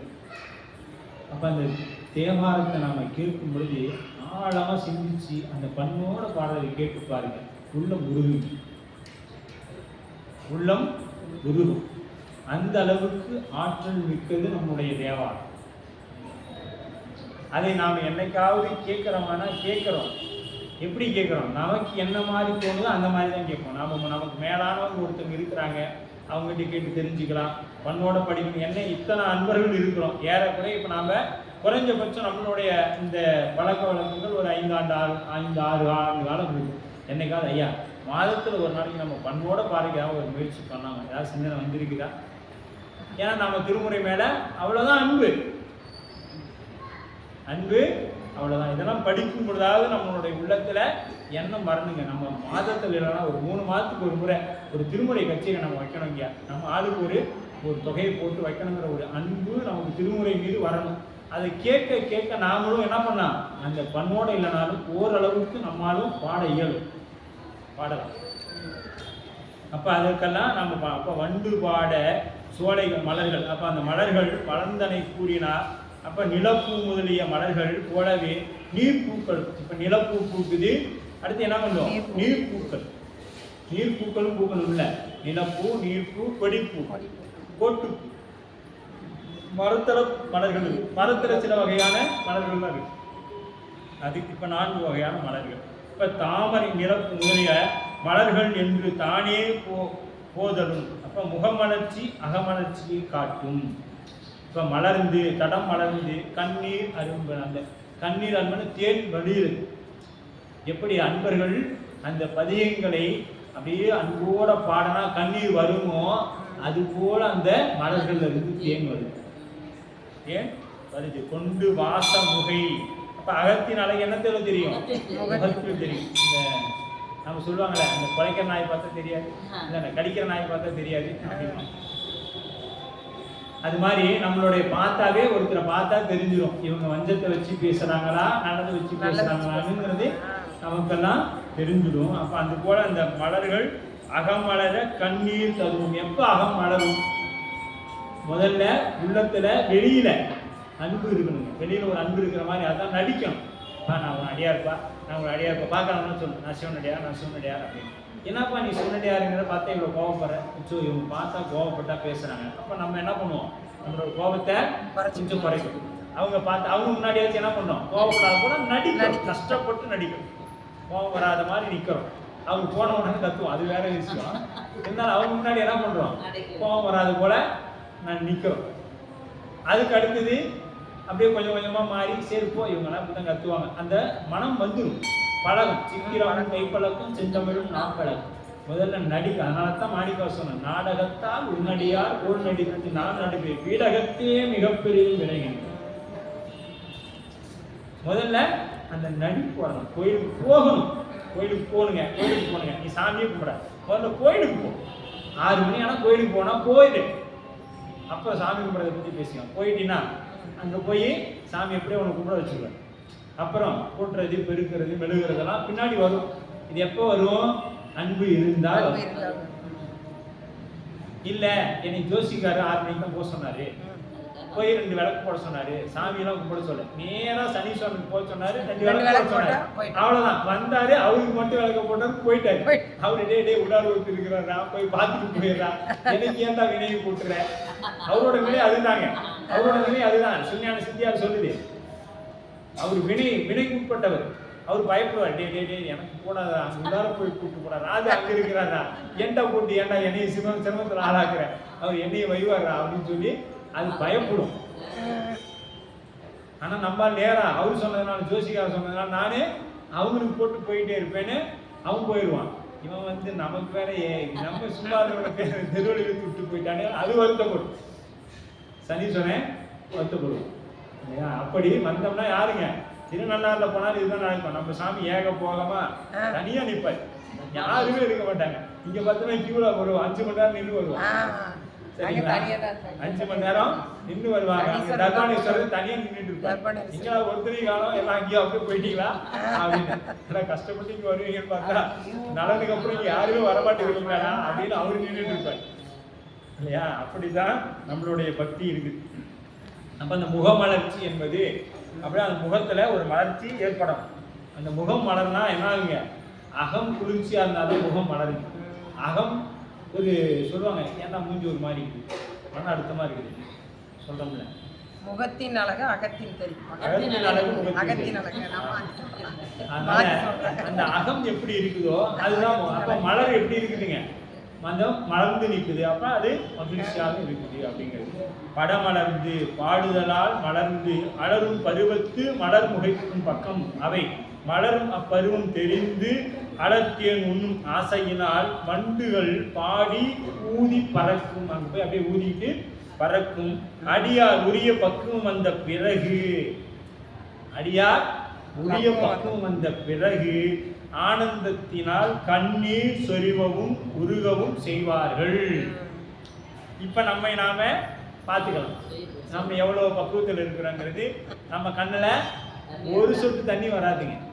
சுட்டு போட்டாலும் நம்ம கண்ணில் ஒரு சொட்டு தண்ணி வராது. நம்ம பக்குவம் அவ்வளவுதான். இன்னும் நாம என்ன ஆகல, மொட்டாவே இருக்குது. அது விரியருக்கு வாய்ப்பே இல்லை, கொடுக்கல. விரியக்கூடிய வாய்ப்பே இல்லை. அந்த மலர் எப்படியே இருக்குங்க, அப்படியே மொட்டாவே அரும்பு மொட்டாவே இருக்குது. இன்னும் விரிஞ்ச பாட்டை காணும். விரிஞ்சா என்ன ஆகிடும்? கண்ணில் தண்ணி வரணும். புராணத்தை கேட்டு அப்படியே தலையில் கையை வச்சோம்னா அப்படியே கண்ணில் அப்படியே அருவி மாதிரி ஊற்றிக்கிட்டே இருக்கணும். அண்டவர் அரும்புமார் திருப்பாட்டில் அமுதம் பண்ணி இசையாக அப்படியே அமுதம் மாதிரி இருக்கும். பண்ணோட கேட்டோம்னா எப்படி இருக்குங்க? அமுதம். இந்த தேன் வந்து பாயும் காலத்திலே இந்த அமுதத்தை ஒன்றிட்டே இருக்கணும்னு வச்சுங்க, என்ன பசி எடுக்காது, வயிற்று பசி எடுக்காது. வள்ளுவன் சொல்லிட்டார், தெய்வ புலவர் வள்ளுவன் சொல்றேன். எப்ப செவிக்கு சிறிது வயிற்று, அப்ப செவிக்கு வந்து கொண்டே இருந்தா நமக்கு உயிருக்கு தேவையானது செவி வழியா. இது வந்து உடலுக்கு தேவையானதுதான் உணவு. செவி வழியா வர்றது எதுக்குங்க? உயிருக்கு தேவையானது. உயிருக்கு தேவையானது வந்துச்சுன்னா, உயிருக்கு எப்ப உணவு தேவை? அசதி ஏற்படும் பொழுதுதான் உடம்புக்கு உணவு தேவை. இங்கதான் உடம்புக்கு அசதி வராது. ஏன்னா இங்க அமுதம் பாய்ந்து கொண்டே இருக்குதே காதுல. இன்ப தேன் வந்து பாயுது காதினிலே, எது சிந்தமிழ் நாடு எனும் போதினி இல்லையா? அப்படி அந்த அப்படியே காதில் வந்து கொண்டே இருக்குது. அது கேட்கலன்னா தான் நமக்கு அது பெருகும். பலமுறையால் பாடக்கட்டு உள்ள அன்பு பெருகும்படியாக பெருகுதல். பெருகு அப்படிங்கிற பெருகும். தண்ணீர் அரும்ப குளிர்ப்ப பங்கயம் அல்லல் அண்டர் பெருவான் திருப்பாற்றின் அமுதம் பெருக செவி மடுக்கும். அந்த பெருக செவி மடுக்கும். செவி மடுத்து கேட்கிறது. பெரும் வதன பங்கயம், வதனம் முகம், வதனமாகிய தாமரை உருவம். வதனம்னா தாமரை உருவம். துளிக்கண் குளித்த தண்ணீர், துளித்த தண்ணீர் அரும்பும் மால் அப்படிங்கிறார். அப்ப அன்பின் பெருக்கினால் கண் எப்படியா? இப்ப சிவபெருமான இடத்துல அன்பு பெருகியதுனால தானே மாணிக்க வாசக பெருந்தகைக்கு கண்ணீர் வந்துச்சு. எப்படி வந்துச்சு? மேலேருந்து வந்த கண்ணீர் அப்படியே கீழே விழுந்து மேலே இருந்துச்சு. அது துளும்பு கண்ணீர். அருவியில தண்ணி கொட்டினா எப்படி அவங்க கீழே விழுந்து மேலே வரும் இல்லையா? அது போல துளும்பு கண்ணீருள் மூழ்கி அழுது அடியடைந்த அன்பன். அப்படி அன்பு. அப்ப அன்பு பெருகனா கண்ணுல தண்ணி வரணும். அரும்புவன தடமூன்றுடையான் உரை முன்னீக்கண் முத்து அரும்ப களச்சேவடியை தொழுவார்கள் உன்முத்து அரும்ப உவமை தருவான் அப்படிங்கிறது திருவெண்காட்டு பதிகத்தோடு சொல்லப்படக்கூடிய இந்த திருப்பாட்டு. அமுதம் பெருக செவிமடுக்கும். அமுதம் மடுத்தல் அப்படிங்கிறது உண்ணுதல் அப்படிங்கிறது. மடுத்தல்னா உண்ணுதல். செவி வழியாக அனுபவிக்கும். இது எப்படி? இந்த உணவு எப்படி வழியாக அனுபவிக்கிறோம்? செவி வழியாகத்தான் அனுபவிக்கிறோம். இந்த செவி வழியா கேட்பதனால் நம்முடைய அந்த அமுதத்தை இவ்வாறு இறைவனுடைய திருப்புகளை பாட கேட்கும் பொழுது அதன் வசப்பட்டு மனமுருகி கண்ணீர் பெருக நிற்பது அன்பின் இலக்கணம். அன்புக்கு இலக்கணம் என்னங்க அப்படின்னா கண்ணீர் தான். ஆமா, அன்புக்கு என் அன்பு வச்சிருக்கிற இறைவன் மேலனா கண்ணில் அப்படியே அறிவு மாறி தண்ணி கொட்டுனுச்சுன்னா அன்பு இறைவன் மேலே இருக்குன்னு அர்த்தம். அப்ப வெள்ளத்தால் விரிசடையார் விடையாய் விண்ணோர் பெருமானே எனக்கும் வெட்க நெஞ்சார். அப்படியே அருவி மாதிரி அப்படியே வெள்ளம் போல தண்ணீர் வரணும். கடந்த 3 பாடலும் நகரத்தின் முருகனாராயண் செய்த திருப்பணியின் நியமனம். இந்த 3 பாடலும் எப்படி செய்ய போறாங்க அப்படிங்கிறது பற்றி எது 2வது பாடல் 3, 4வது பாடலாம் சொல்லப்படுது. இன்றைய அளவில் இன்றைய வகுப்பானது நிறைவு பெறுகிறது. என்றும் இன்பம் பெருகும் இயல்பினார் ஒன்று காதலித்து உள்ளமும் பொங்கிட மன்றுளார் அடியார் வாழ்த்துகள் இன்றதெங்கும் நிலவில் உலகிறாம் வான்முகில்களாது பெய்ய மணிவளம் சுரக்க மன்னன் பொன்மனை அரசு செய்ய குறைவிலாது உயிர்கள் வாழ்க மான்மறை அரங்கள் ஒங்குக நற்றவம் வெள்ளி மல்க மேன்மைகள் சைவ நீதி விளங்குக உலகமெல்லாம். மேன்மைகள் சைவ நீதி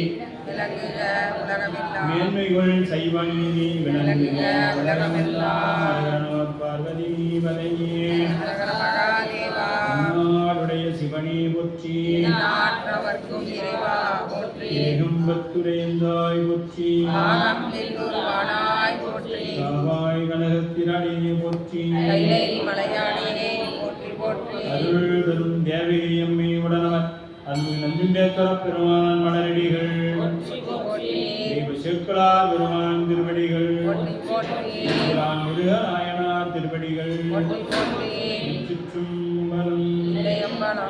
அடுத்த வகுப்பானது நமக்கு வருகின்ற